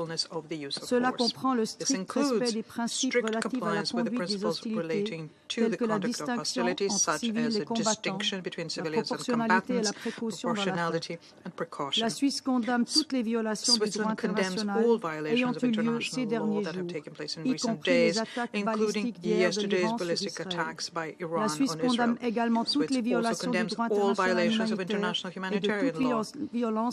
We also condemn all violence against civilians, such as yesterday's act of terror in Jaffa and the increasing attacks by settlers in the West Bank. Secretary General, Switzerland reiterates its support for the UN's commitment and good office in the region. This applies in particular to UNIFIL and UNSCOL. UNIFIL, to which Switzerland contributes through UNSO, is currently working in an extremely dangerous environment so as to reduce tensions and ensure liaison between the parties. Switzerland also reiterates its full support for the work of the Secretary General. In addition, the UN, in collaboration with other organizations, is currently providing humanitarian aid to all civilians in need. We reiterate our call for the protection of UN personnel, in particular humanitarian and peacekeeping personnel. There is an urgent need to put an end to the suffering of the civilian population and to re-establish dialogue in order to bring peace to the region. The responsibility of a Security Council united in its action for peace is clear. I thank you. I resume my function as President of the Council. I now give the floor to the representative sous article 37. Under Rule 37. Et j'invite donc le Liban à prendre la parole. And I invite Lebanon to take the floor. السيدة الرئيسة Madam President, at the outset, I congratulate you on assuming the presidency of the Security Council for this month. I also thank Slovenia for its presidency of the Council during September. I would also like to thank France for requesting to hold this emergency meeting. I would also thank the Secretary General of the United Nations, Mr. Antonio Guterres, for his briefing and his calls. We express our solidarity with him and we support him and his efforts. Madam President, we gather today in your August Council as the Middle East region is burning from all sides. Lebanon is not doing well. Gaza is not doing well, as military Israeli forces and rows of battle tanks and armored vehicles are all along the southern borders of Lebanon. The Israeli government and its cabinet have ratified the ground invasion of Lebanon, which has started last night. This follows the 11th month of a barbaric aggression that spared no civilians, no eyewitnesses, no aid workers, no journalists, no children, no women, and no elderly. Since the 8th of October 2023, Israel has killed and injured thousands of people in a blatant violation of UN Charter, international law, and international humanitarian law, and all international norms and humanitarian principles. Therefore, what Israel is claiming that this is merely limited surgical military operations, this is untrue. The damages to civilians and the civilian infrastructure are immense. What took place in Ain Adil village demonstrates just that. An Israeli strike on the 29th of September targeted a residential building, causing a massacre and killing 71 victims, including dozens of women and children, all buried in mass graves. This tragedy recalls previous Israeli massacres during its previous invasions and attacks on Lebanon, particularly the two Qana massacres of 1996 and 2006. Israel has reaffirmed time and again its utter disregard for international law, despite the calls from all members of the Security Council in general and Switzerland especially on Israel to abide by its obligations under international humanitarian law. Madam President, words and complaints have lost their meaning. How many times have we come before this Council and warned of the catastrophic situation along the southern borders. How many times have we sounded the alarm that this war could become a regional war that includes many fronts? What is happening today, this unprecedented level of killing, displacement, and destruction, this can no longer be tolerated or ignored. The policy of putting our heads in the sand and facing a confrontation with Israel is no longer useful. The children of the south and the southern suburb of Beirut are sleeping on the streets. Mothers are carrying their children, fleeing the horrors of the destructive strikes and missiles used against civilians. Israel has intensified its aggression and its crimes against Lebanon and its capital, Beirut. In one day alone, on the 23rd of September, Israel, through its aerial bombardments, killed 569 people, including 50 children and 94 women. They've also assassinated the Secretary General of Hezbollah, His Eminence Mr. Hassan Nasrallah, on the 27th of September. Across history, there was never consensus for a standard description for any military, political, or revolutionary individual, and history is rich with examples of these individuals. Your council here today is divided over a correct description. However, there is consensus among everyone that confronting an occupying force is resistance. Madam President, as we have said time and again, and as His Excellency the Prime Minister has said in his statement before this Council last week, and as the Foreign Minister of Lebanon has repeated once and again, the people of Lebanon and the government of Lebanon reject the war. They want the implementation of Resolution 1701 with all its provisions. They want to deploy the Lebanese army in the south along our ground borders with the support of UNIFIL. This is the only solution for this blind war and this barbaric aggression. We have expressed our willingness to strengthen the presence of the army in the south, and the government has announced that it has opened the door for the enlistment of 1,500 new soldiers to comply with the implementation of Resolution 1701.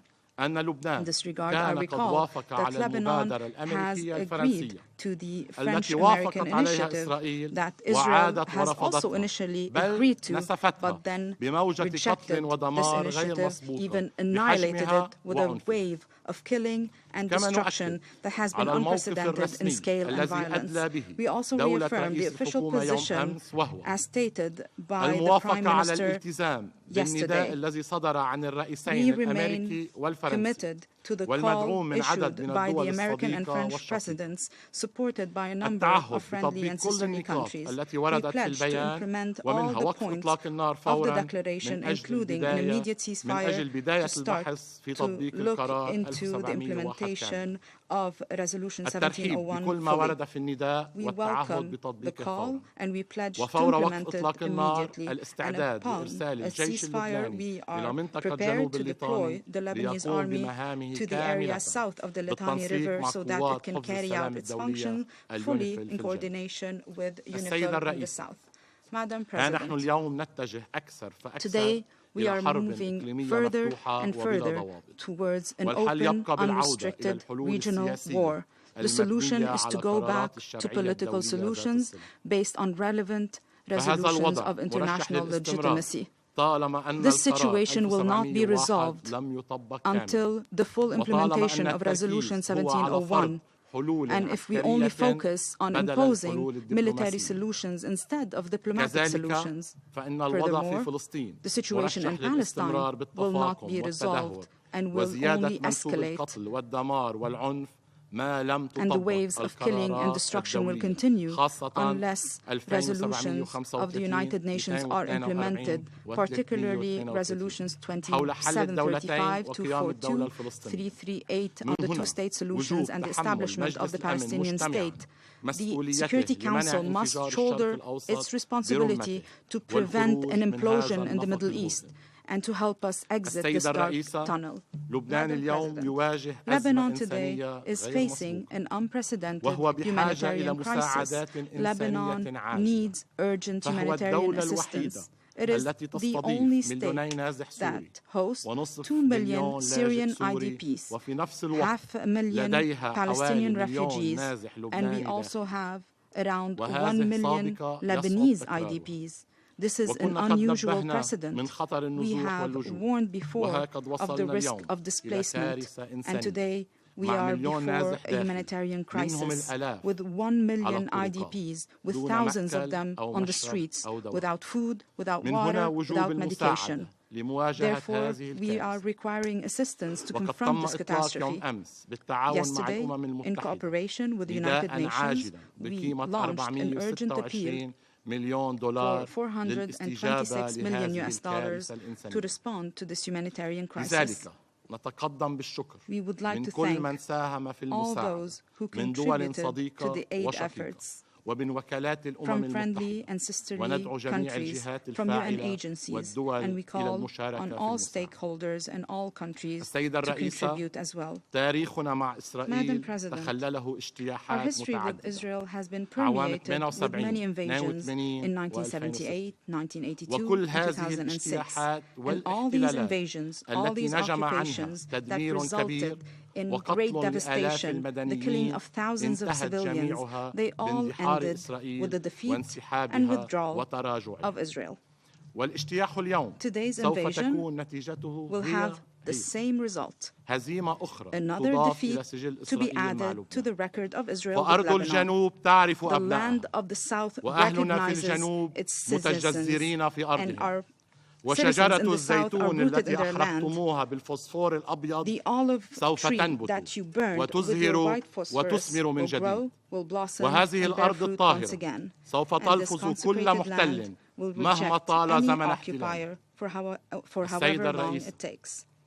Madam President, Lebanon today is stuck between the Israeli destruction machine and the ambitions of others in the region. The Lebanese people reject this fatal formula. Lebanon deserves life. Lebanon deserves life.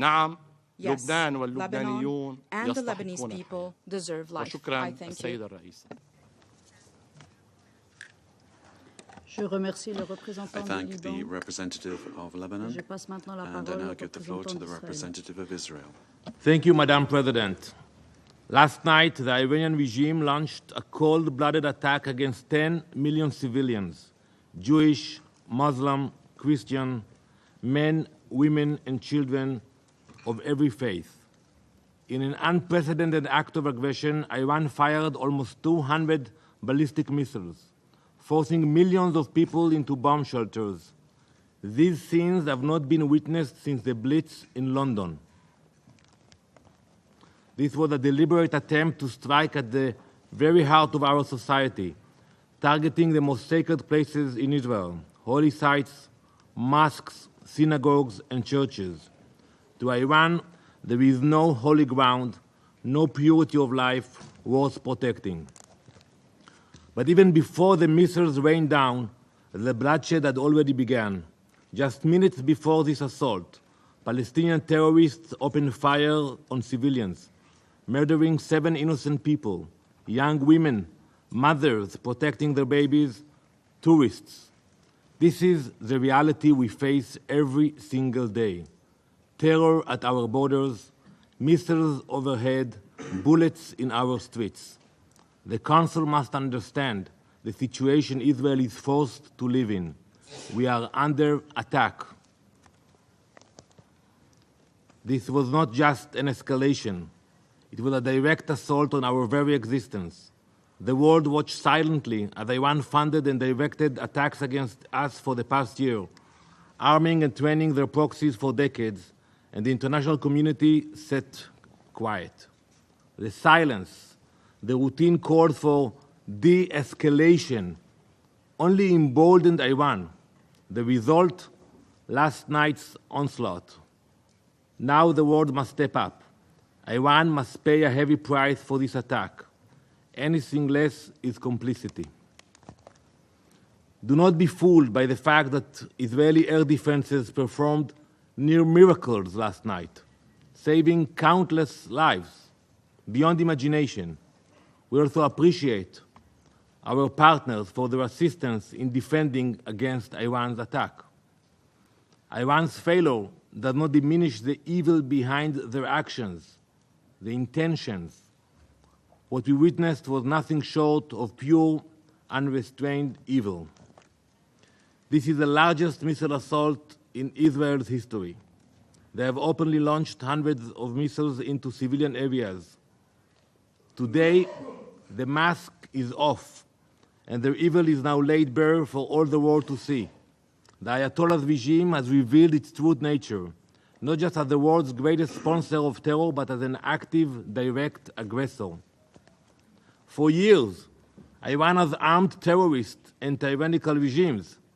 We all know their weapons are responsible for the deaths of countless innocent civilians all across the globe, from Europe's war zones to terror attacks in the Middle East, from embassies in Latin America to assaults on US personnel.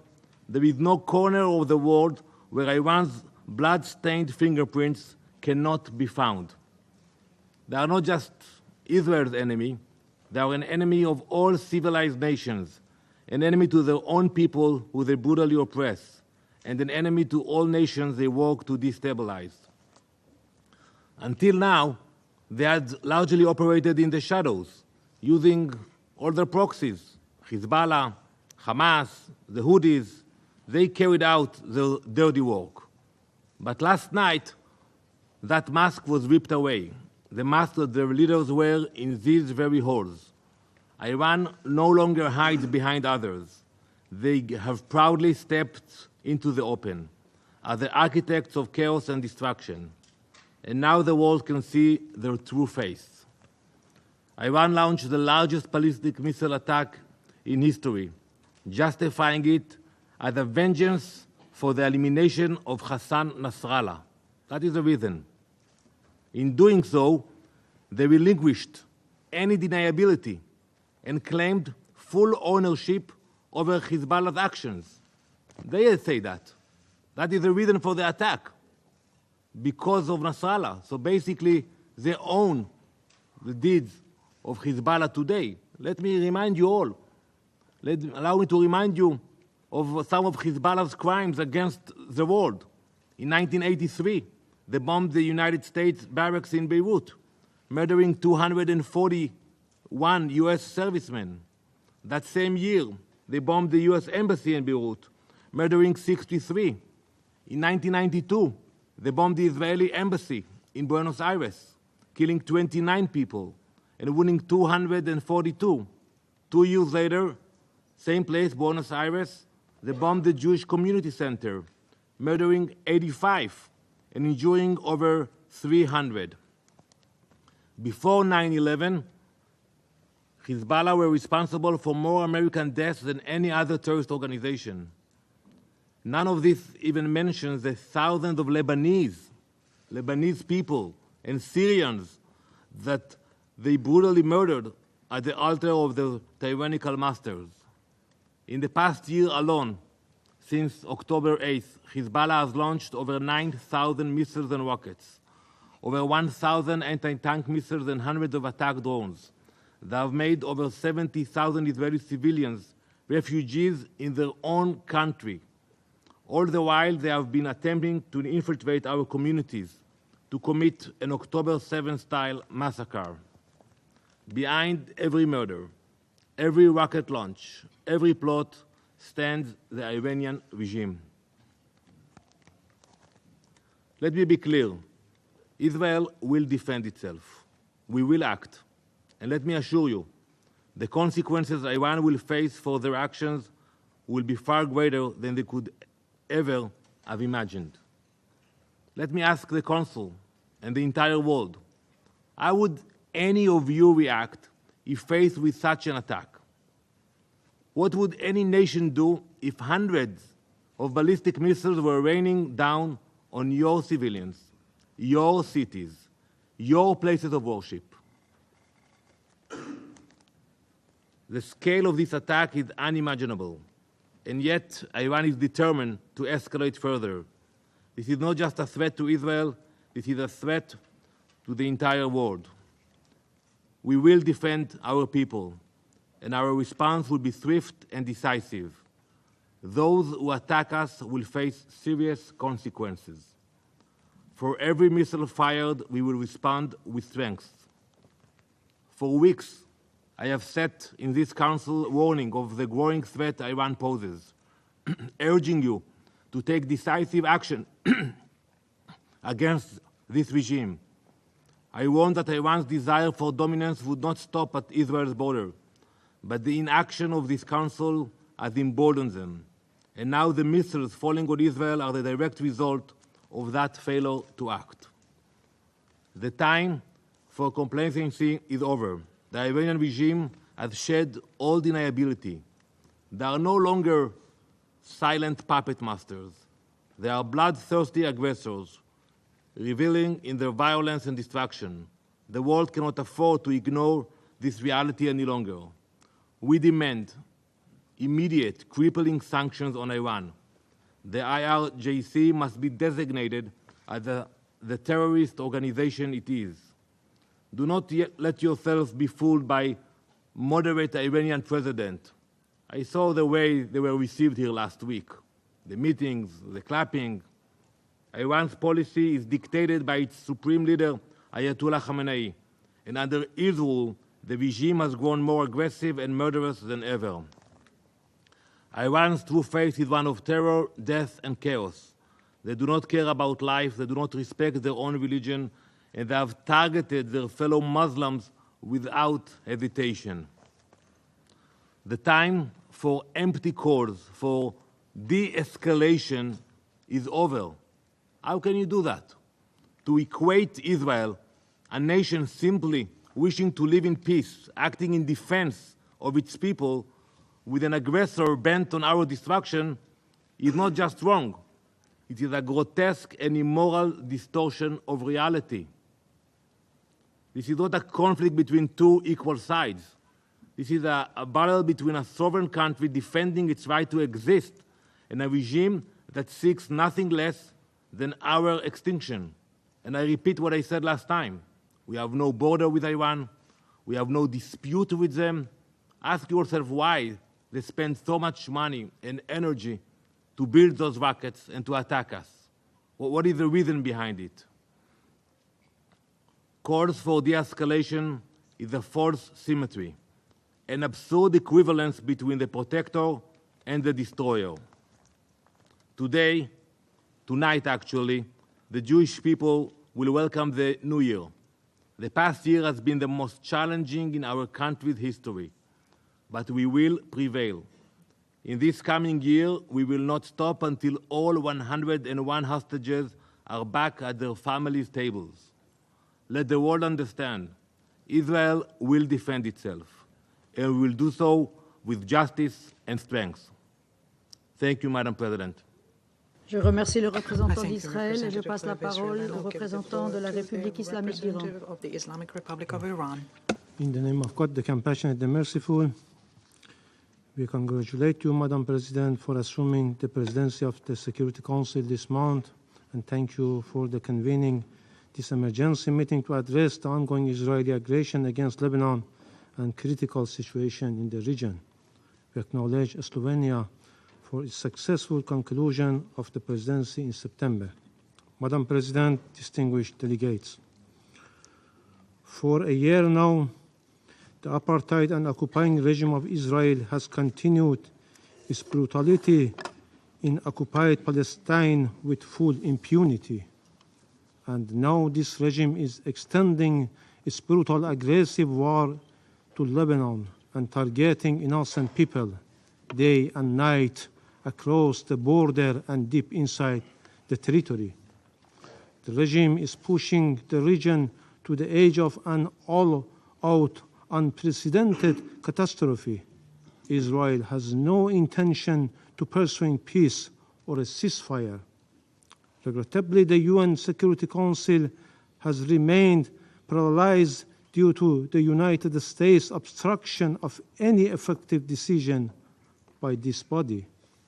Unwavering support provided by the United States, United Kingdom, and certain Western states to Israel has given a carte blanche to this aggressive terrorist regime for all sorts of sinister behavior.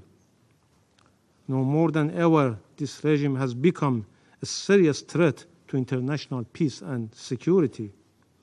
The only way to prevent further escalation is clear. Israel must immediately cease its war on Gaza, and its attacks on Lebanon must stop. Madam President, distinguished delegates, as we informed the members of the Council in our letter yesterday, the armed forces of the Islamic Republic of Iran launched a series of missile strikes targeting the military and security positions of the Israeli regime. Iran's action was in full accordance with the inherent right to self-defense under Article 51 of the UN Charter, and a direct response to the regime's repeated acts of aggression against Iran, including the violation of Iran's sovereignty and territorial integrity during the past months. Our invocation of the right of self-defense, followed by an extended period of restraint, reflects Iran's responsible approach to regional and international peace and security at a time when the illegal action and genocide carried out by this occupying apartheid regime against the Palestinian people, as well as its repeated military aggression against Lebanon and Syria, continue. Iran's missile strikes were a necessary and proportionate response to Israeli continued terrorist aggressive acts over the past 2 months. This includes the violation of Iran's sovereignty, the assassination of political leader of Hamas in Tehran and Iranian citizens, the targeting and wounding Iran's ambassador to Lebanon, and the recent assassination of Sayyid Hassan Nasrallah, the leader of the resistance and Secretary General of Hezbollah, and General Abbas Nilfroushan, an Iranian military advisor in Beirut. I wish to mention the key facts that clearly demonstrate Iran's action under self-defense is fully justified, lawful, and firmly grounded in international legal principles. On 1st April 2024, Israel presently attacked Iran's diplomatic mission in Damascus, Syria, in a blatant violation of international law, specifically the principle of inviolability of diplomatic and consular premises. Iran immediately sought the Council's condemnation. What was this body's response? Nothing. Rather than condemning Israel's act of aggression, the Council merely called for Iran's restraint and even refrained from issuing a press statement proposed by Russia.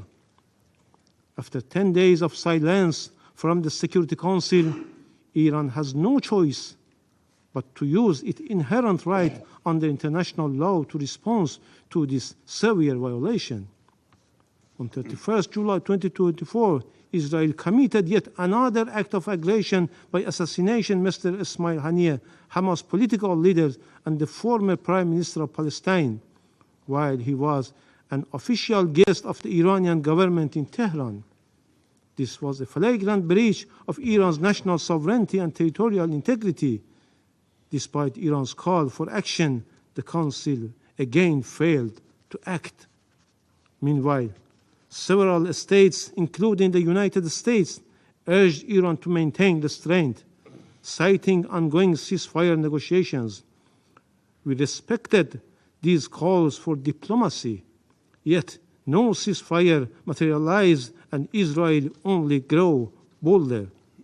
Again, we witnessed another heinous crime by Israel, this time through the detonation of communication devices targeting the innocent people of Lebanon. A larger number of innocent civilians were killed and injured, including Iran's ambassador to Lebanon. This was yet another manifestation of state terrorism. Following, Israel carried out a blatant act of terrorist aggression using US-supplied thousands-pound bunker busters to assassinate Sayyid Hassan Nasrallah, the leader of Hezbollah, and a symbol of resistance against Israeli occupation and aggression in Lebanon. This brutal attack resulted in the martyrdom of numerous innocent people, including Hezbollah leader and Iranian General Abbas Nilfurushan, while also leaving many civilians wounded. This egregious act underscores once more the regime's continued reliance on violence and terror. Madam President, the Islamic Republic of Iran has consistently pursued peace and stability for the region and called for an immediate ceasefire and the cessation of civilians' casualties, a position we have maintained for over a year. Yet, experience has proven that Israel only understands the language of force. Diplomacy has repeatedly failed, as Israel views restraint not as a gesture of goodwill, but as a weakness to exploit. Each act of restraint taken by Iran has only emboldened Israel to commit even greater crimes and more acts of aggression. Consequently, Iran's response was necessary to restore balance and deterrence. Israel must understand that each act of aggression it makes is not unpunished and will be met with consequences. This is the cost this regime must bear. Contrary to the regime which consistently considered innocent civilians and civilian infrastructure as legitimate target for aggression and massacre, Iran's response has only targeted the regime's military and security installation with its defensive missile strike, because the Islamic Republic of Iran is grounded in ethical principles and noble teaching of Islam and full compliance with the principles of distinction under international humanitarian law. Madam President, distinguished delegates, the international community cannot afford to remain silent. We reiterate our call on this Council to respond with urgency and determination. The Security Council must intervene to stop Israeli continued aggression and war crimes against Lebanon, Gaza, and Syria, and to prevent the situation from escalating into a full-scale regional war. Furthermore, the Security Council must force Israel to comply with its obligation on the resolution this body adopted.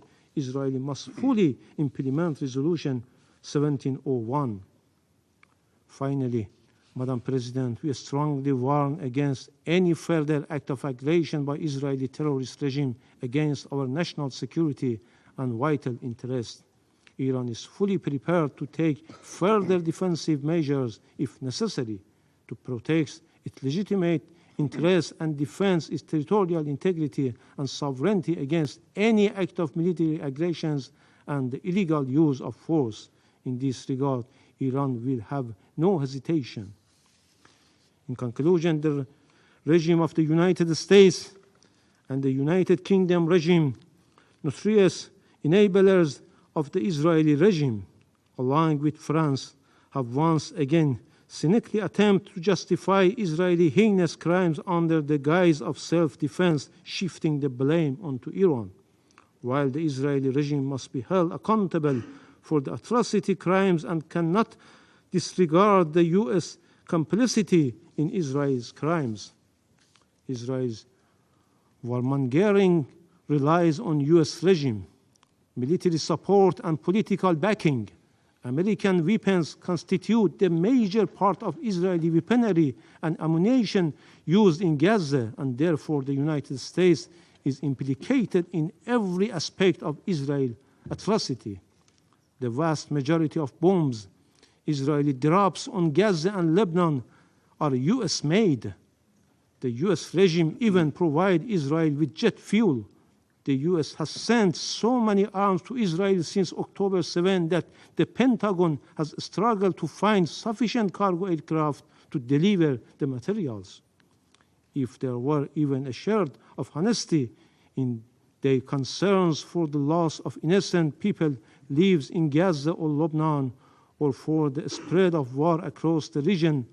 They could easily strip Israel of the tools it used to commit those atrocities, yet their actions reveal their true intent to embolden Israel's criminal actions. Thank you. Je remercie le représentant de la République islamique d'Iran et j'invite le représentant de l'Irak to the representative of Iraq to take the floor. شكرا جزيلا السيدة الرئيس. Thank you, Madam President. Allow me to congratulate Switzerland on assuming the presidency of the Council this month. I wish you all success. I also thank Slovenia for its efforts as President of the Council in September. I thank France for calling for this meeting. I would also like to express my deepest gratitude to Mr. Antonio Guterres, the Secretary General of the United Nations, for his briefing. We highly value his position and his calls for a ceasefire.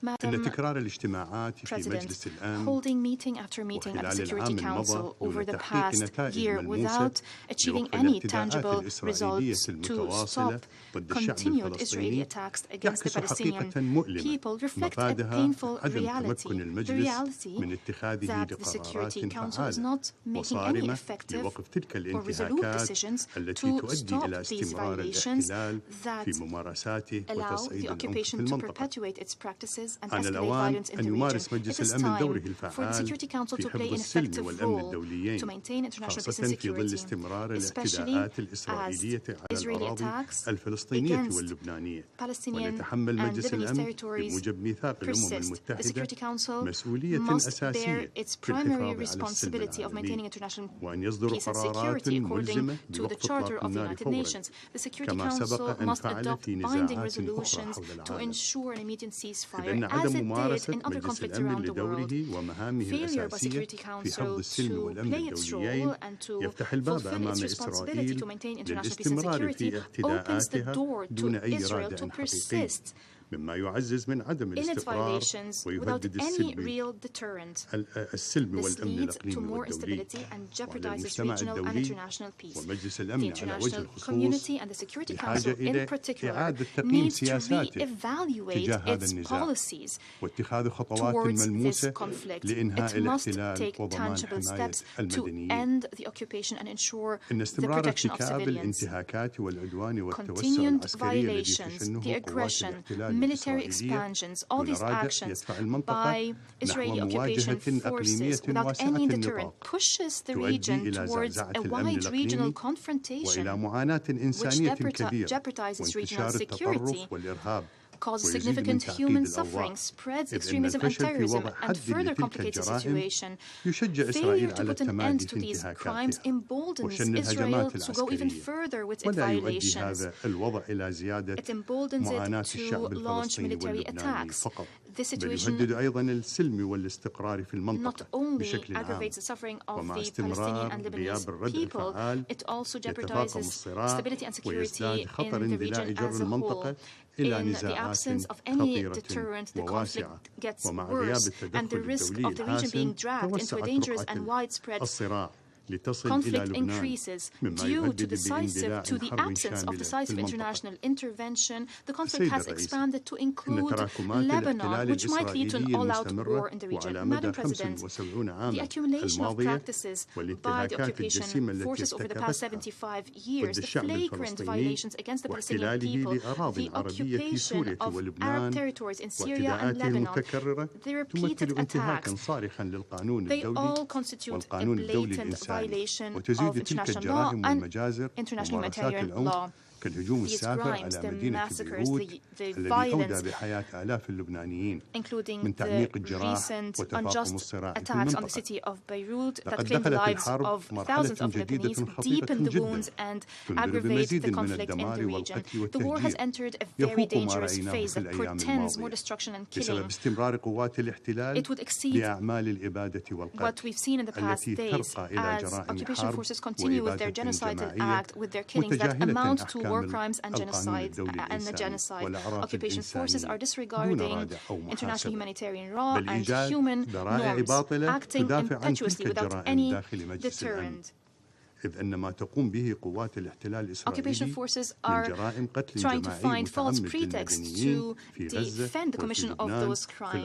Occupation forces are committing crimes of deliberate mass killings of civilians in Gaza and Lebanon and other occupied Arab territories. These crimes are despicable. They reflect the brutality and hostile behavior of occupation forces. The international community is now before a legal, humanitarian, and moral responsibility that tests our common humanity.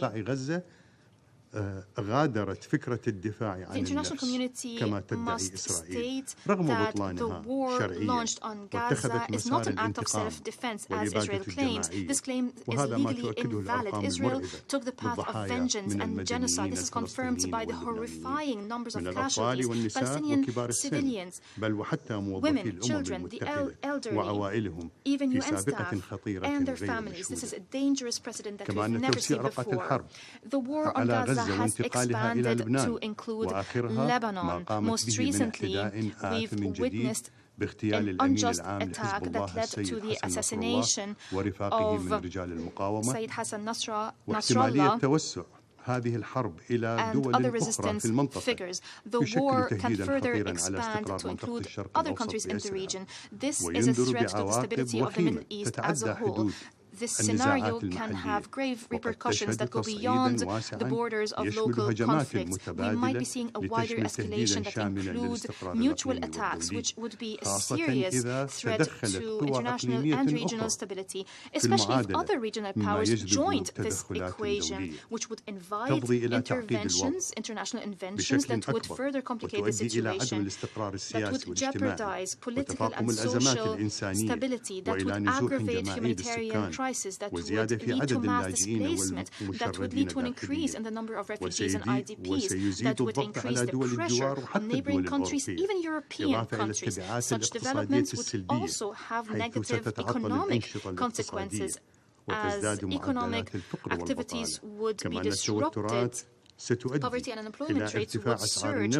Such tensions would lead to an increase in oil prices if maritime navigation routes and energy sources were affected. Madam President, Iraq condemned statements and threats by the Prime Minister of the Israeli Occupation Authority against countries of the region. Such escalatory statements fuel conflicts and push the region towards more tension and war. Such public threats are not only provocative, they also constitute a clear violation to the principles of international law and the United Nations Charter, which prescribe the threat of use of force against sovereign states. In conclusion, Madam President, Iraq expresses its full solidarity with the just cause of the Palestinian people. We strongly support its aspirations to be granted its rights to establish an independent state, its independent state with Al-Quds Sharif as its capital. Iraq expresses its support and solidarity with the government and people of Lebanon against the barbaric attacks that violate the sovereignty and territorial integrity of Lebanon. I thank you, Madam President.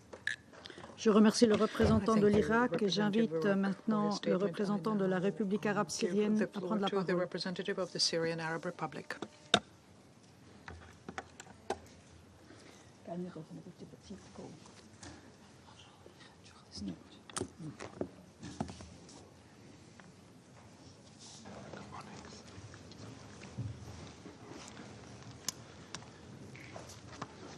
شكرا سيد الرئيس. سيد الرئيس، اسمح لي بداية أن أستهل بياني بتهنئتكم على تولي بلادكم رئاسة مجلس الأمن في الشهر الجاري، وأن أشكر سلفكم على رئاسته وإدارة أعمال المجلس الشهر الماضي. كما أشكر السيد الأمين العام للأمم المتحدة على مشاركته وحرصه على الحضور معنا في هذه الجلسة، وأعرب له عن تضامننا معه في وجه الحملات العدائية الإسرائيلية الموجهة ضده. سيد الرئيس،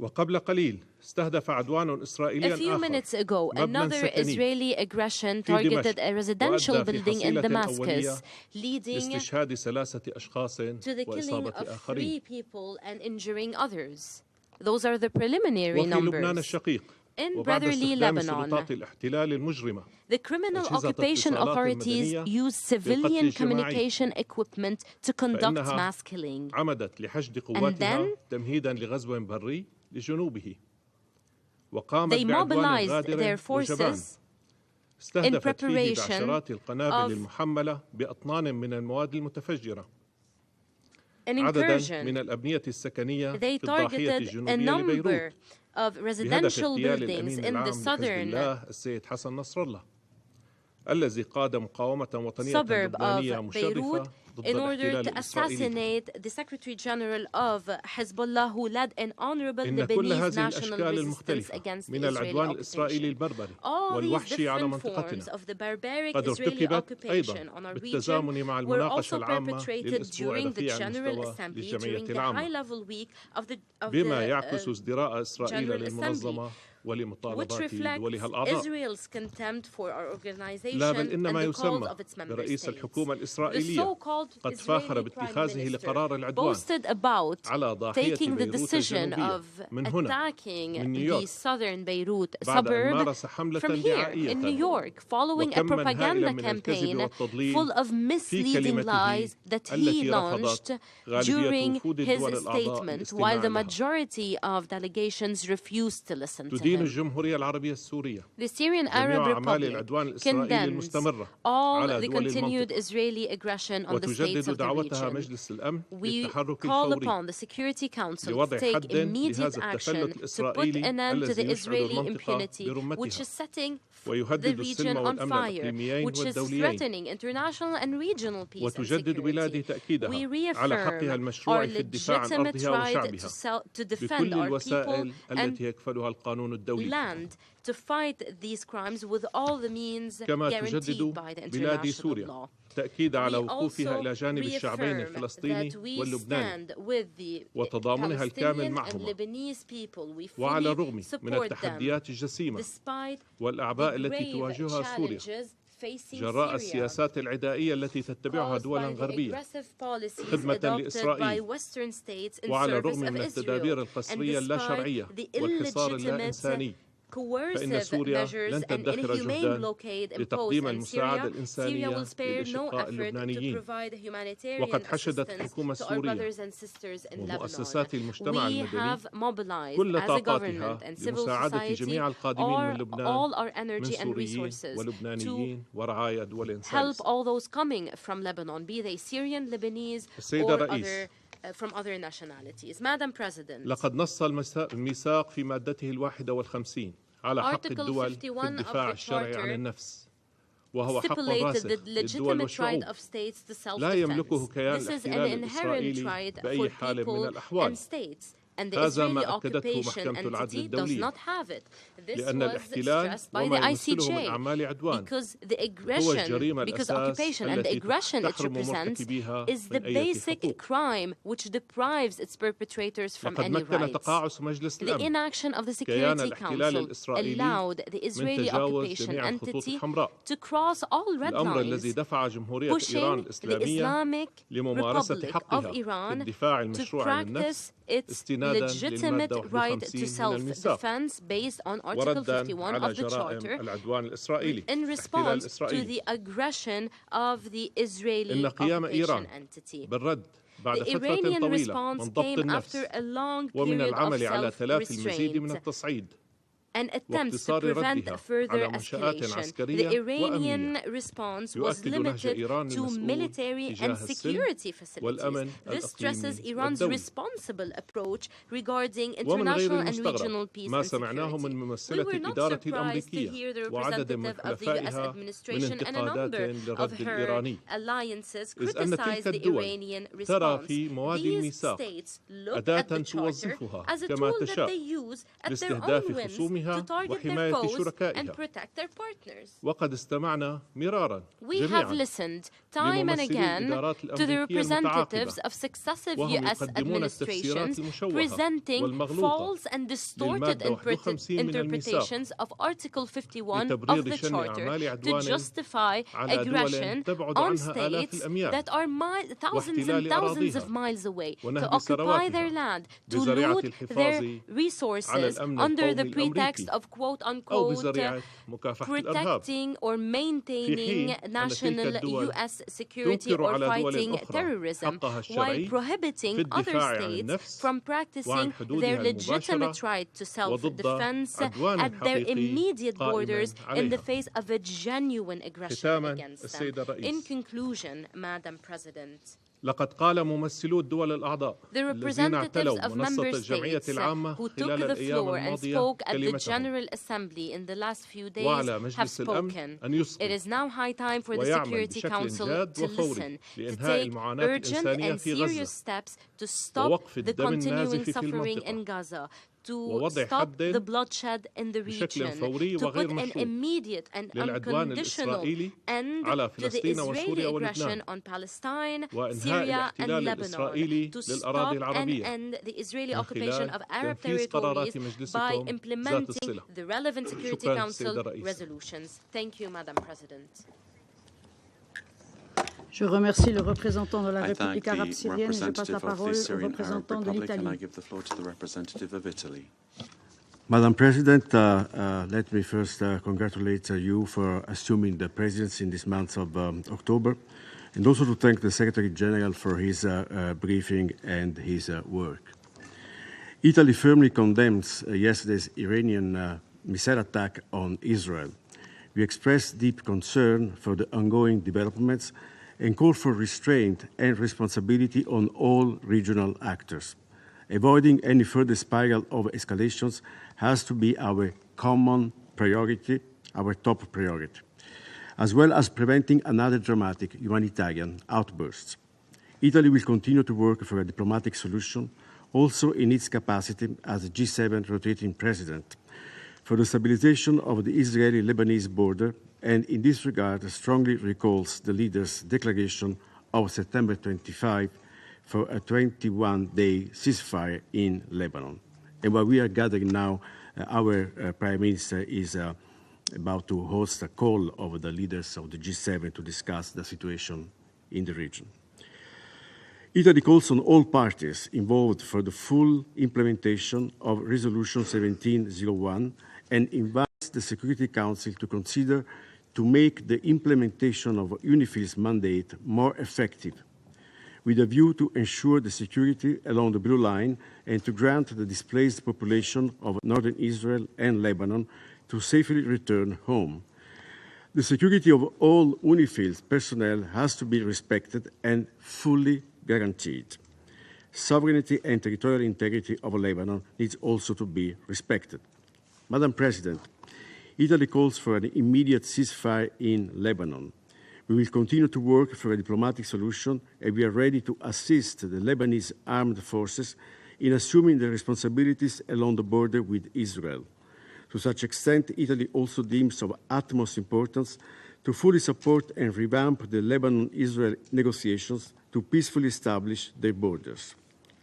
We will continue to engage with our partners and allies and to keep open channels of dialogue with all the actors in the region.